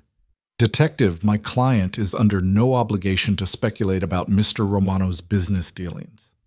I'm not asking her to speculate. I'm asking what she knows. Chen's eyes remained fixed on Lydia. Has Mr. Romano discussed his work with you? Lydia remembered Victor's warning about the Fifth Amendment. He's mentioned he's involved in import-export and real estate. And has he mentioned any other activities? Activities that might fall outside legal boundaries? My client declines to answer that question, Walsh said firmly. Chen's expression soured. She pulled a folder from her briefcase, opened it to reveal photographs. She slid them across the table toward Lydia. Do you recognize any of these individuals? Lydia looked down. The photos showed Victor with various men in what looked like restaurant settings, parking lots, street corners. Some of the men looked rough, scarred, tattooed, the kind of people who made you cross the street. Others looked like businessmen. None looked friendly. No, Lydia said honestly. I don't know any of these people. These are known associates of Mr. Romano, members of his criminal organization. Chen tapped one photo. This man, Anthony Caruso, was found beaten nearly to death 3 months ago. He'd been skimming money from one of Romano's operations. This man, she tapped another photo, disappeared after testifying against one of Romano's lieutenants. His body was never found. Lydia's stomach turned. She felt Victor's presence beside her, perfectly still, perfectly controlled. Detective, Walsh said, his voice cold, are you accusing my client of involvement in these alleged crimes? I'm providing context for the type of man she's chosen to associate with. Chen leaned forward. Ms. Park, Victor Romano is dangerous. He runs a criminal enterprise built on violence and intimidation. People who cross him end up hurt or dead. People who get too close to him become targets for his enemies or collateral damage in his conflicts. Is there a question in there? Walsh asked. Chen ignored him, her focus entirely on Lydia. You seem like a smart woman, a kindergarten teacher with no criminal record, no history of violence. So I have to ask, do you understand what you've gotten yourself into? Do you understand that staying with Romano puts you at risk? Lydia met Chen's eyes. I appreciate your concern, Detective, but I'm capable of making my own decisions about who I associate with. Even when those decisions might get you killed? My client is terminating this interview, Walsh said, standing. You've crossed the line from questioning to harassment. But Chen wasn't finished. She pulled out another set of photos, these ones more disturbing. Crime scenes. Blood. Bodies covered with sheets.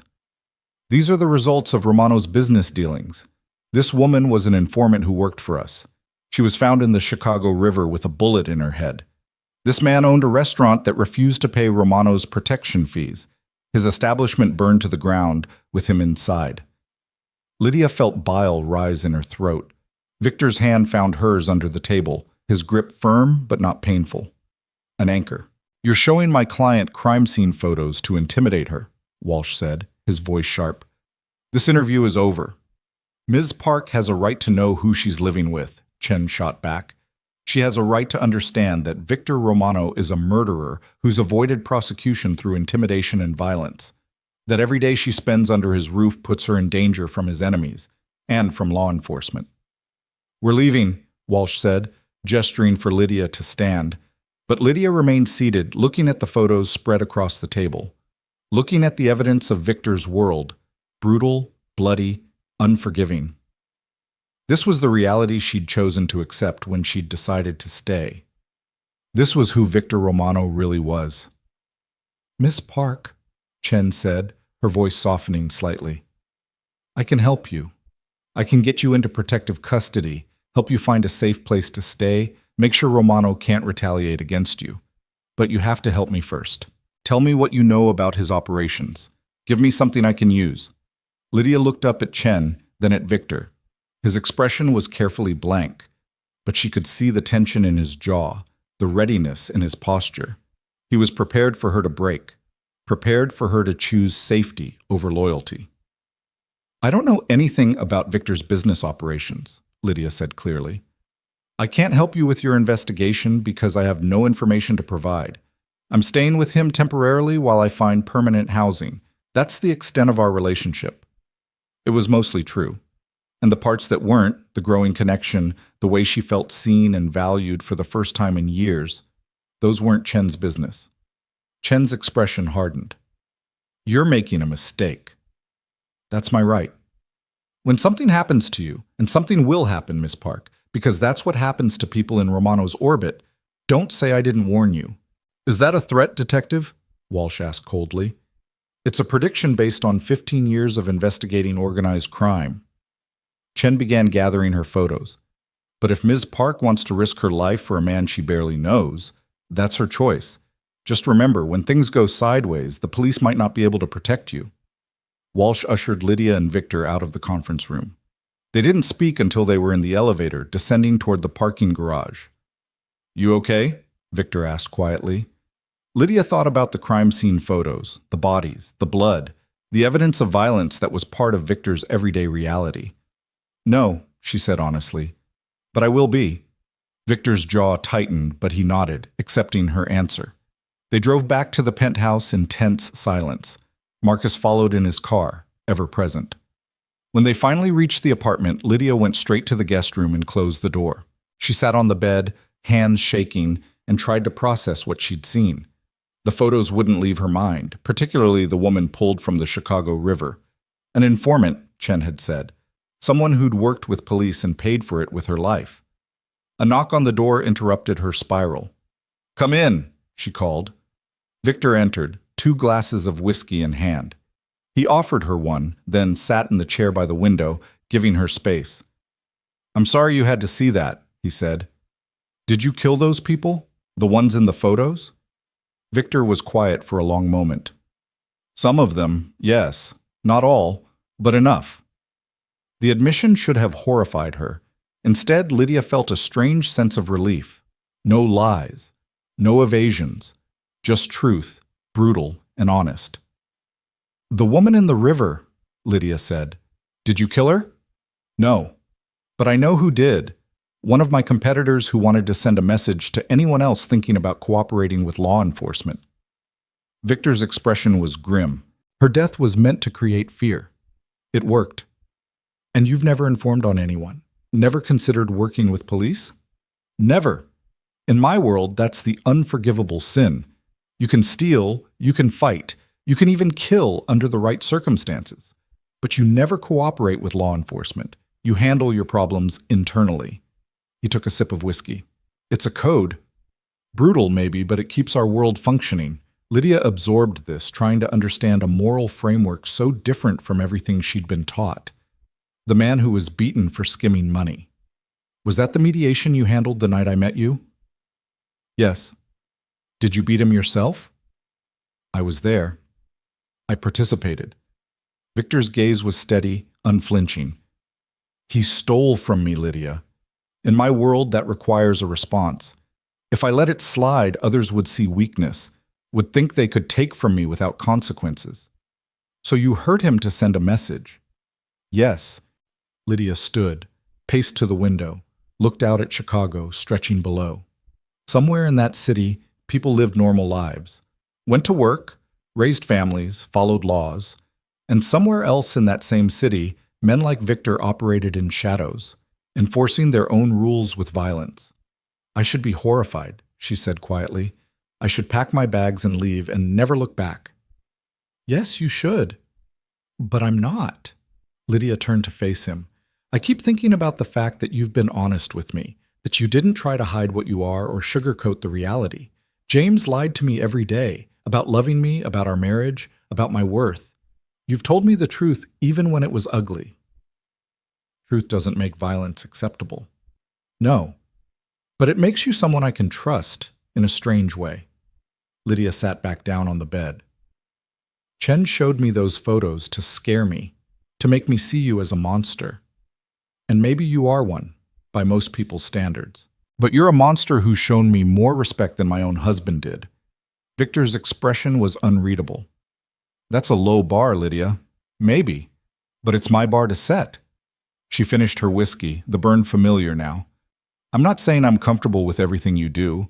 I'm not saying I understand or condone the violence.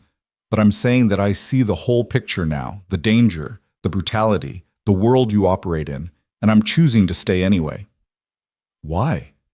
It was a fair question. Lydia thought about it, trying to articulate something she barely understood herself. Because for the first time in 7 years, I feel like I matter. Like my choices and my presence make a difference to someone. She met his eyes. You see me, Victor. Not who you want me to be or who would be most convenient for you. Just me. And I'm not ready to give that up, even if keeping it means accepting some uncomfortable truths about your world. Victor set down his glass and crossed to her, kneeling so they were at eye level. His hands framed her face, his touch gentle despite the violence those same hands were capable of. You deserve better than this, he said quietly. Better than a criminal who operates in gray areas and solves problems with his fists. Better than living under police scrutiny and bodyguard protection. Maybe. But I don't want better. I want this. I want you. The words tumbled out before Lydia could stop them, honest and raw. Something shifted in Victor's expression. His thumb traced her cheekbone, his touch reverent. I can't promise you safety. My world is dangerous, unpredictable. People who get close to me become targets. I know. And I can't promise to change. This is who I am, who I've built myself to be. I won't apologize for it. I'm not asking you to. Then what are you asking for? Lydia thought about it. Honesty, respect, the chance to build something real instead of performing for someone else's benefit. She paused. And maybe, eventually, something more than friendship. Victor's eyes darkened. Lydia, I know it's complicated. I know I just got divorced and you're in the middle of a police investigation and this whole situation is insane. But I need you to know that what I'm feeling isn't gratitude or dependency or some misplaced rescue fantasy. It's real. For a long moment, Victor didn't respond. Then he leaned forward and kissed her, soft and careful, giving her time to pull away. Lydia didn't. Instead, she kissed him back, pouring 7 years of invisibility and loneliness and desperate hope into the connection. When they finally broke apart, Victor rested his forehead against hers. This is a terrible idea, he murmured. Probably the worst I've ever had. And you're sure? Not even a little bit, but I'm doing it anyway. Victor laughed, genuine and surprised, the sound transforming his usually controlled expression into something younger and more open. All right then. We'll figure it out as we go. That night, they sat together on the sofa overlooking the city, Lydia tucked against Victor's side, both of them processing the day's revelations and new complications. The interview with Chen had been brutal, but it had also clarified things. Lydia knew now exactly what she was choosing, the danger, the moral complexity, the reality of Victor's world, and she was choosing it anyway.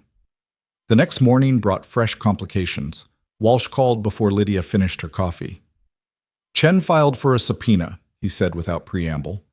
She's demanding Lydia's phone records, financial statements, and formal testimony before a grand jury. Victor's expression went cold. On what grounds? Material witness to ongoing criminal activity. It's a fishing expedition, but she got a friendly judge to sign off on it. Walsh's frustration was evident even through the phone. I'm fighting it, but it'll take time. In the meantime, Lydia needs to be prepared for increased scrutiny. After the call ended, Victor paced the apartment like a caged predator. Lydia watched him, recognizing the controlled fury in his movements. Chen's escalating because the interview didn't give her what she wanted, he said. She's trying to force you into cooperating by making your life difficult. What do? We fight it legally while I handle it practically. Victor pulled out his phone, made a call. Marcus, I need additional security on Ms. Park. Full detail, rotating shifts, and I want surveillance on Detective Chen, legal surveillance. I want to know where she goes, who she talks to, what she's planning. He ended the call and turned to Lydia. I'm also moving forward with the divorce settlement. The longer you're technically tied to James, the more Chen can use that connection to justify her investigation. James won't cooperate. He'll drag it out just to be difficult. A cold smile crossed Victor's face. Let me handle James. That afternoon, while Lydia was at school grading papers, Victor paid a visit to Whitmore and Associates. He didn't call ahead, didn't make an appointment, just walked past the receptionist with the confidence of someone who'd never been told no and found James's office on the third floor. James looked up from his computer, his expression morphing from annoyance to recognition to something like fear. "What are you doing here?" Victor closed the door behind him, locked it. "We need to talk about your ex-wife." "I have nothing to say to you." "That's fine. You can just listen." Victor settled into the chair across from James's desk, perfectly relaxed. "You told Detective Chen about Lydia's living situation. You gave her information designed to cause problems for both of us. That was a mistake." James's face flushed. "The police asked me questions. I answered honestly. That's not a crime." "No, but it was petty, vindictive, an attempt to maintain control over a woman who walked away from you." Victor leaned forward. "Here's what's going to happen, James. You're going to finalize Lydia's divorce settlement immediately. Fair terms, no games, no delays. You're going to transfer her agreed-upon share of the marital assets within 48 hours. And you're going to stop talking to Detective Chen or anyone else about Lydia's private life. And if I refuse, then I make your life very uncomfortable." Victor's voice was pleasant, conversational. "I know about the affair with Catherine Meredith. I know about the campaign contributions you funneled through shell corporations to avoid disclosure requirements. I know about the settlement you paid to the paralegal who accused you of sexual harassment 3 years ago." He smiled. "I have documentation for all of it. Documentation that could ruin your career and reputation if it happened to find its way to the Illinois Bar Association or the Chicago Tribune." James went pale. "That's blackmail. That's leverage. There's a difference." Victor stood. 48 hours, James. Finalize the settlement, transfer the assets, and leave Lydia alone. Do that, and your secrets stay secret. Refuse, and I bury you." He left without waiting for a response, knowing he'd made his point. 2 days later, Lydia received an email from James's attorney. The divorce settlement had been finalized. Her share of the marital assets, more generous than originally offered, had been transferred to her personal account. The house would be sold and profits split. James had agreed to all outstanding terms without contest. Lydia stared at the email in disbelief. "How did you do this?" Victor, reading the morning paper at the kitchen table, didn't look up. "I had a conversation with James. Explained why cooperation was in his best interest." "What kind of conversation?" "The productive kind." Lydia knew she shouldn't ask for details. Knew that Victor's methods probably involved threats or blackmail, or other things she was better off not knowing about. But the result was undeniable. She was free. Truly, legally, financially free from James Park. "Thank you," she said quietly. Victor set down his paper, met her eyes. "You don't have to thank me for protecting what's mine." The possessiveness in his tone should have bothered her. Instead, it sent warmth through her chest. After 7 years of being nobody's priority, being claimed by Victor Romano felt like coming home. The subpoena fight continued, Walsh filing motions and objections while Chen pushed back with increasing aggression. But with James no longer feeding her information and Lydia's divorce finalized, Chen's leverage began to crumble. 2 weeks after the interview, Walsh called with news. The judge quashed the subpoena, ruled that Chen hadn't established sufficient grounds for material witness designation. Walsh sounded satisfied. "She can't compel your testimony or your records. It's over, for now." Relief flooded through Lydia. She won't try again? She might, but she'd need new evidence, and from what I can tell, she's running out of angles. Walsh paused. "You held firm, Lydia. You didn't break under pressure. That matters." After the call ended, Lydia found Victor in his office. He looked up when she entered, reading her expression immediately. "Good news?" "The subpoena was quashed. Chen can't force me to testify." Victor's expression softened. He stood, crossed to her, pulled her into his arms. "It's over then. You're clear." Lydia leaned into his warmth, feeling tension she'd carried for weeks finally release. "I couldn't have done this without you." "Yes, you could have, but I'm glad you didn't have to." Victor tilted her chin up, his dark eyes searching hers. "You've been brave, Lydia, braver than you know." She kissed him then, deep and certain, pouring gratitude and relief and growing love into the connection. When they finally broke apart, both breathing hard, Victor rested his forehead against hers. "Stay with me," he said quietly. "Not just temporarily. Not just until you find an apartment. Stay." Lydia's heart hammered.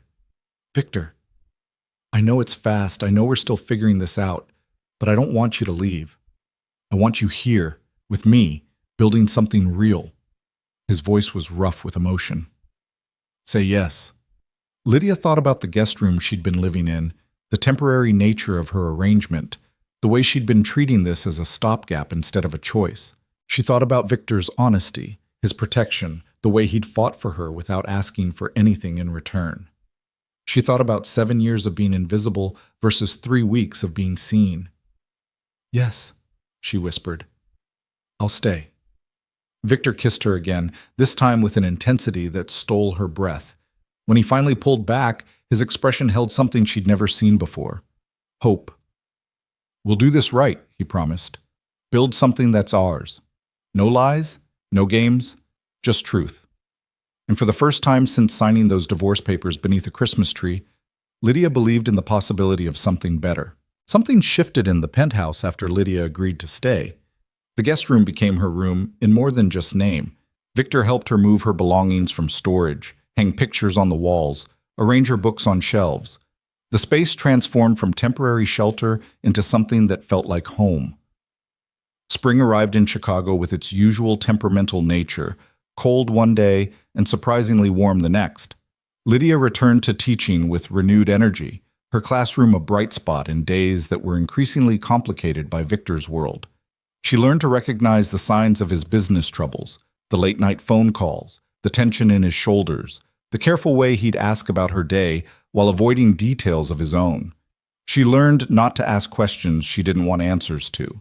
But she also learned the moments of softness hidden beneath Victor's controlled exterior. The way he'd make her coffee exactly how she liked it without being asked. The way he'd listen to her stories about difficult parents or struggling students with genuine interest.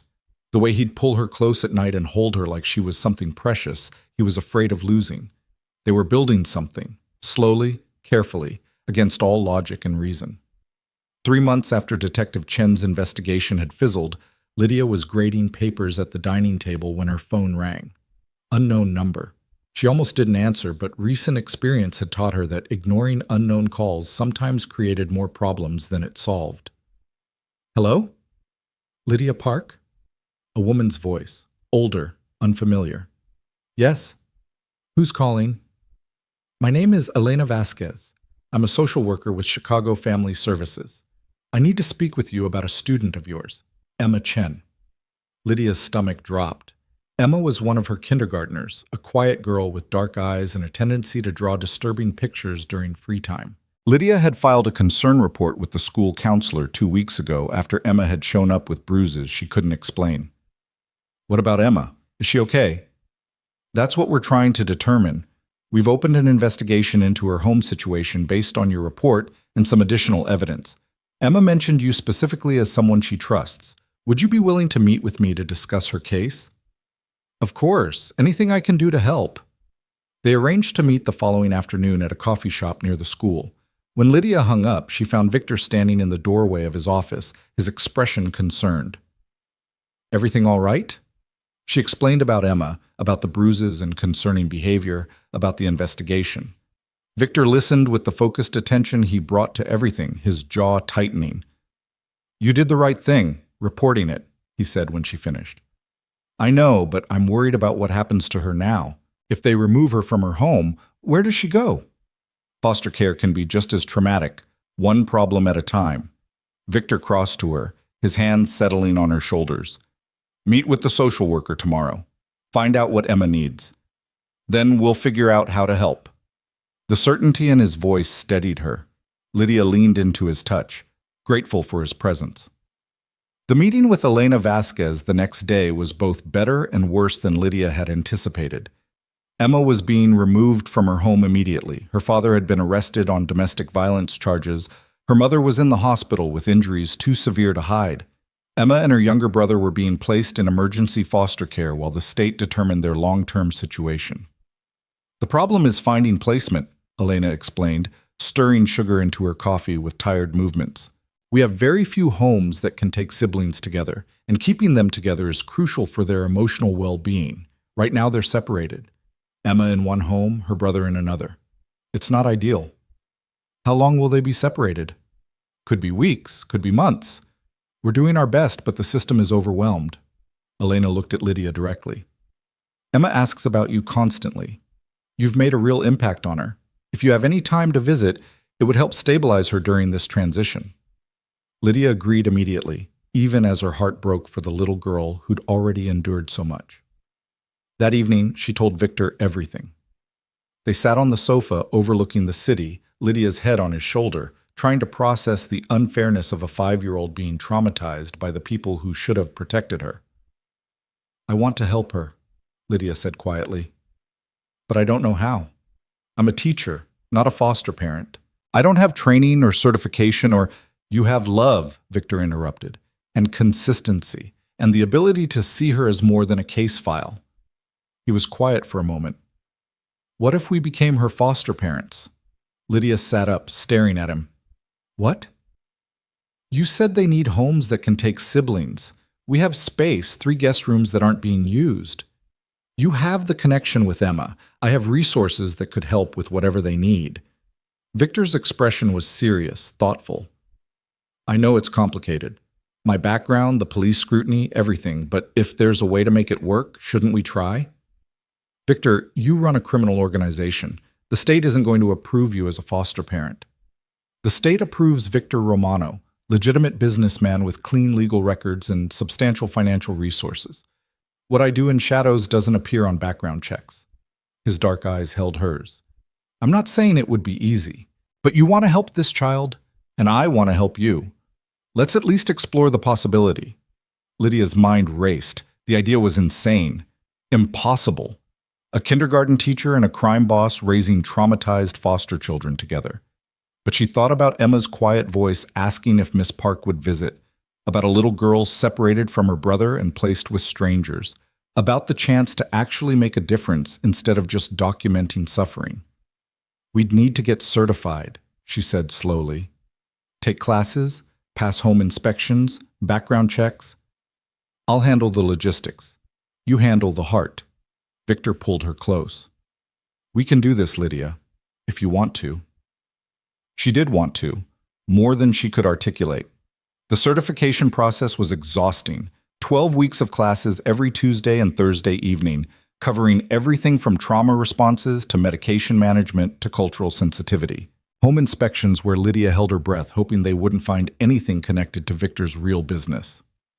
Background checks that came back clean because Victor's legal identity was meticulously separated from his criminal activities. Elena Vasquez was their caseworker, her initial skepticism gradually shifting to cautious optimism as she watched Victor and Lydia navigate the process with dedication. She interviewed them separately and together, probing their motivations, testing their commitment. I have to ask, Elena said during one interview, looking at Victor directly. Your relationship with Ms. Park is relatively new. You've been together less than 6 months. Most couples wait years before taking on the responsibility of foster children, especially traumatized ones. What makes you think you're ready? Victor didn't hesitate. Because Lydia sees these children as people who deserve better, and I've built my entire life on the principle of protecting what's mine. Emma and her brother would be mine, our family. I don't take that lightly. Elena studied him for a long moment, then made a note in her file. All right, let's talk about your financial situation. They passed every inspection, completed every requirement, prepared bedrooms for children they didn't yet know they'd get to keep. And through it all, Lydia visited Emma twice a week, bringing books and art supplies and the consistent presence of an adult who showed up when she said she would. Emma blossomed under the attention. She drew less disturbing pictures and more hopeful ones, families holding hands, houses with gardens, smiling suns. She talked about her brother Daniel, how much she missed him, how she wished they could be together. Maybe soon, Lydia told her, not wanting to promise something she couldn't guarantee. People are working very hard to find you and Daniel a home where you can stay together. Do you think they'll find one? Emma's dark eyes were too serious for a kindergartner.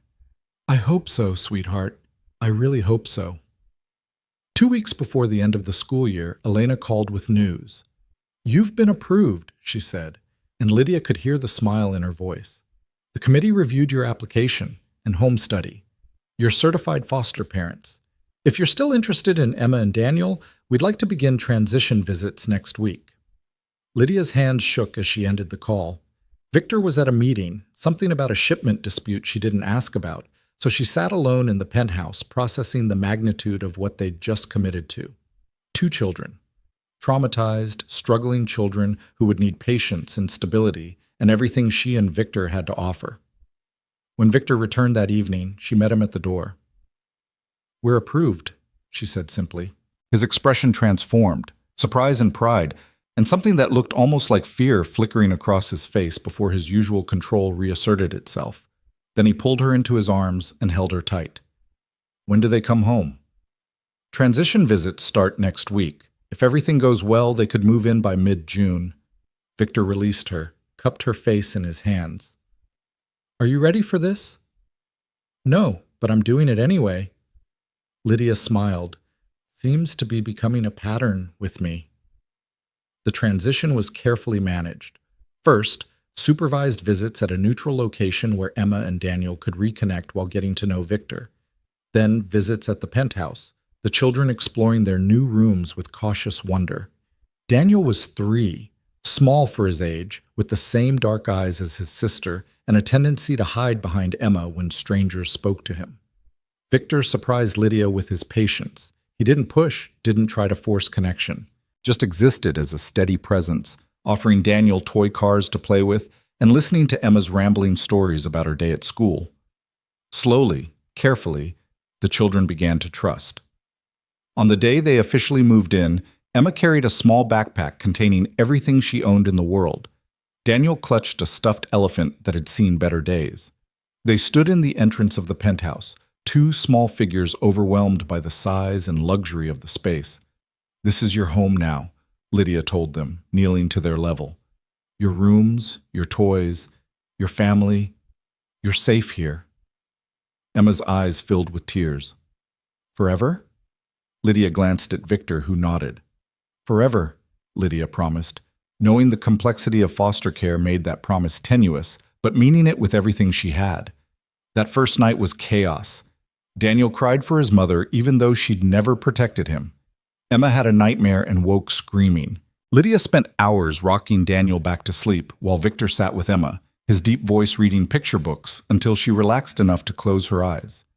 At 3 a.m., Lydia found Victor in the kitchen making coffee, dark circles under his eyes. This is harder than I expected, he admitted quietly. We knew it would be hard. Knowing and experiencing are different things. Victor poured her a cup, added cream the way she liked. I've negotiated million-dollar deals and faced down men twice my size, but a 3-year-old crying for his mother undoes me completely. Lydia leaned against him, exhausted and overwhelmed. We'll figure it out, one day at a time. They did figure it out slowly. Emma thrived with structure and routine, so they established consistent schedules. Daniel needed physical affection, so Lydia held him constantly those first few weeks, building trust through touch. Victor proved surprisingly good at bedtime stories and homework help, his patience with the children's questions apparently infinite. The penthouse transformed. Toys appeared in the living room. Crayon drawings decorated the refrigerator. Laughter echoed through spaces that had been quiet for so long.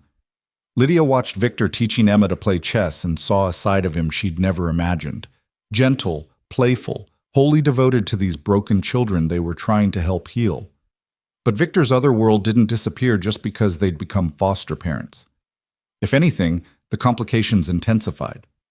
One evening in July, Marcus appeared at the door with an urgent expression. Victor spoke with him in low tones, his body language shifting into the controlled tension Lydia recognized as danger. I need to handle something, Victor told her after Marcus left. It might take a few hours. Is it bad? It's complicated. Someone's challenging my territory. I need to address it before it escalates. Lydia thought about Emma and Daniel sleeping peacefully in their rooms, about the life they were building, about the reality that Victor's business could shatter everything at any moment. "Be careful," she said, the same words she always said, knowing they were inadequate. Victor kissed her forehead. Always. He left wearing all black, his expression cold in a way that reminded Lydia exactly who he was beneath the gentle foster father exterior. She spent the next 3 hours trying to distract herself with lesson planning and failing miserably. When Victor returned at midnight, his knuckles were bruised, but he was otherwise unharmed. "Is it handled?" Lydia asked. "Yes. The Challenger won't be a problem anymore." She didn't ask what that meant, didn't want to know if someone was dead or merely severely injured, just pulled Victor into the bathroom and cleaned his hands while he watched her with unreadable dark eyes. "Does this bother you?" he asked quietly. "Coming home to evidence of violence?" "Yes," Lydia answered honestly. "But I also understand it's part of who you are, part of the world you operate in." She dried his hands carefully. "I'm not naive enough to think you'll change. I just need you to keep it separate from the children. They've seen enough violence." "I would never—" "I know, but I needed to say it anyway." Victor pulled her close, his embrace tight. "They're safe with me, Lydia. Always. Whatever I do in the shadows, I would never let that darkness touch them." She believed him. Maybe she was foolish too, but she did. Summer faded into fall.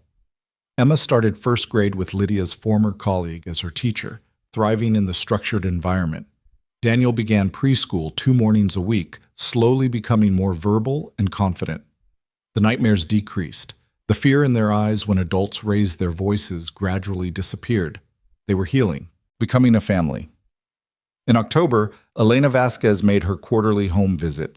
She interviewed the children separately, inspected their rooms, reviewed their school and medical records. When she finished, she sat down with Lydia and Victor in the dining room, her expression thoughtful. "I've been doing this job for 15 years, Elena said. "I've seen every kind of foster situation imaginable. And I have to tell you, what you've built here is remarkable. Those children have transformed in ways I wouldn't have thought possible 4 months ago." Relief flooded through Lydia. "They're incredible kids." "They are, but they're incredible because you've given them what they needed: consistency, safety, love." Elena looked at Victor. "You've surprised me, Mr. Romano. I had reservations about approving a relatively new couple for sibling placement, but watching you with Daniel and Emma, it's clear you're fully committed." "They're my family," Victor said simply. "I protect what's mine." Elena nodded, made notes in her file. "The biological parents' rights are being terminated next month. Assuming that proceeds as expected, Emma and Daniel will be legally free for adoption. If you're interested in pursuing that, I'd recommend starting the process soon." Adoption. The word hung in the air, heavy with possibility. After Elena left, Lydia and Victor looked at each other across the dining table. "Do you want to adopt them?" Victor asked. Lydia thought about Emma's laughter when she mastered a new word, about Daniel's small hand in hers as they walked to the park, about bedtime stories and scraped knees and the 1,000 small moments that had woven these children into her heart. "Yes," she said. "Absolutely yes." Victor smiled, genuine and warm, the expression transforming his usually controlled features. "Then we'll make it official, make them legally ours." The adoption process took months. More paperwork, more interviews, more home inspections. Emma and Daniel's biological parents fought the termination half-heartedly before eventually giving up. Elena guided them through each step with experienced efficiency. In March, 9 months after Emma and Daniel had first moved in, the adoption was finalized. They stood in a courtroom, Victor in a suit, Lydia in a blue dress, Emma and Daniel fidgeting in their nice clothes, and listened to the judge declare them a legal family. Emma Romano, Daniel Romano. The names on the official documents made it real in a way nothing else had. Afterward, they celebrated with cake and presents and ridiculous amounts of joy.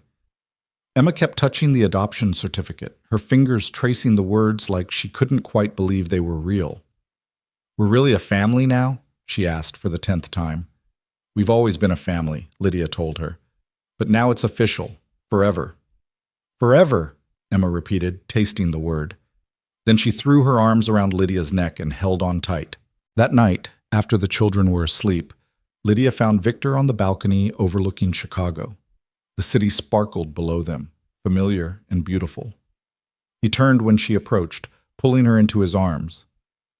"Thank you," she said quietly. "For what?" "For seeing me when I was invisible, for offering shelter when I had nowhere to go, for being honest when you could have lied, for building this family with me." Lydia looked up at him. "For everything." Victor's expression softened. "You gave me something I didn't know I needed, purpose beyond power, connection beyond control, a reason to come home that matters more than any business empire." He kissed her then, deep and certain, tasting like promise and hope and the future they were building together. When they finally broke apart, Victor reached into his pocket and pulled out a small velvet box. Lydia's breath caught. "Victor, I know we've done everything backward. Started with shelter, added children, built a family before we even defined what we were to each other." He opened the box, revealing a diamond ring that caught the city lights.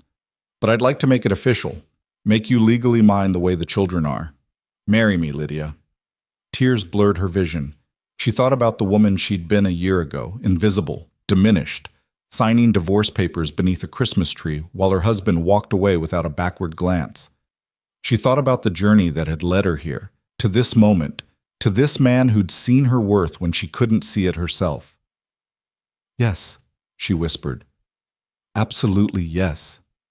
Victor slipped the ring onto her finger, his hand steady despite the emotion in his eyes.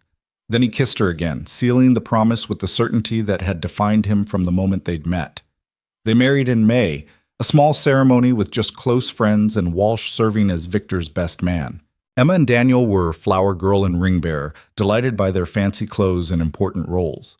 Detective Chen's investigation had long since gone cold, her attempts to build a case against Victor failing for lack of evidence. James had remarried Catherine Meredith and avoided Lydia completely, which suited her perfectly. Lydia Park became Lydia Romano, taking Victor's name with pride instead of obligation. She kept teaching, loved teaching, while Victor continued managing his empire with the same controlled precision he brought to everything. They existed in two worlds simultaneously, navigating the balance between legitimate life and shadow business with careful compartmentalization. It wasn't perfect. Victor still came home with bruised knuckles sometimes. Lydia still struggled with the moral complexity of loving a man who solved problems with violence. Emma and Daniel still had moments where their trauma surfaced in unexpected ways. But they were a family. Real, complicated, messy, beautiful. One evening in late summer, Lydia sat on the balcony watching the sunset paint Chicago in shades of orange and gold. Emma was inside practicing piano while Daniel built elaborate block towers with Victor's patient assistance. The sounds of her family drifted through the open door, laughter and music and life. She thought about the woman she'd been, signing divorce papers in a hotel hallway. Thought about colliding with a stranger in a stairwell and accepting help from someone she should have feared. Thought about every choice that had led her here, to this moment, to this life that was wholly and completely hers. Victor joined her on the balcony, wrapping his arms around her from behind. "What are you thinking about?" "Christmas Eve, a year and a half ago. The worst night of my life that turned into the best thing that ever happened to me." "No regrets?" Lydia turned in his arms, looking up at the man who'd saved her by seeing her. "Not a single one. Even knowing what I am, what I'm capable of? Especially knowing that. Because you chose to use that capability to protect instead of harm, to build instead of destroy." She touched his face, her wedding ring catching the light. "You're not a good man by most people's standards, Victor Romano. But you're good to me, good to our children. And that's what matters." Victor kissed her softly, reverently. "I love you, Lydia. More than power, more than control, more than anything I've built in the shadows. You and our family, that's what's real. Everything else is just business." Inside, Daniel called for them, some crisis involving a toppled block tower that required parental intervention. Emma's piano practice hit a discordant note and dissolved into giggles. Normal domestic chaos that was somehow more precious than all the luxury surrounding them. Lydia took Victor's hand and they went inside together, leaving the glittering Chicago skyline behind to join their children, to be present for the small moments that built lives instead of empires, to choose love and family over everything else. She'd started as an invisible woman made small by someone who should have cherished her. She'd been rescued not by a hero, but by a dangerous man with dark eyes and careful hands who'd seen her worth when she couldn't. And together, they'd built something neither had known they needed. A family forged in shadows and raised in light. A love that began with collision and transformed into choice. A life that was messy and complicated and absolutely, perfectly theirs. Lydia Romano stood in her home, surrounded by the laughter of her children and the steady presence of her husband, and felt the truth settle into her bones. She was no longer invisible, no longer small, no longer afraid. She was seen. She was loved. She was home. And that made every impossible choice, every moment of fear, every risk she'd taken, absolutely worth it. This was her life now, her family, her forever. And it was more beautiful than anything she could have imagined.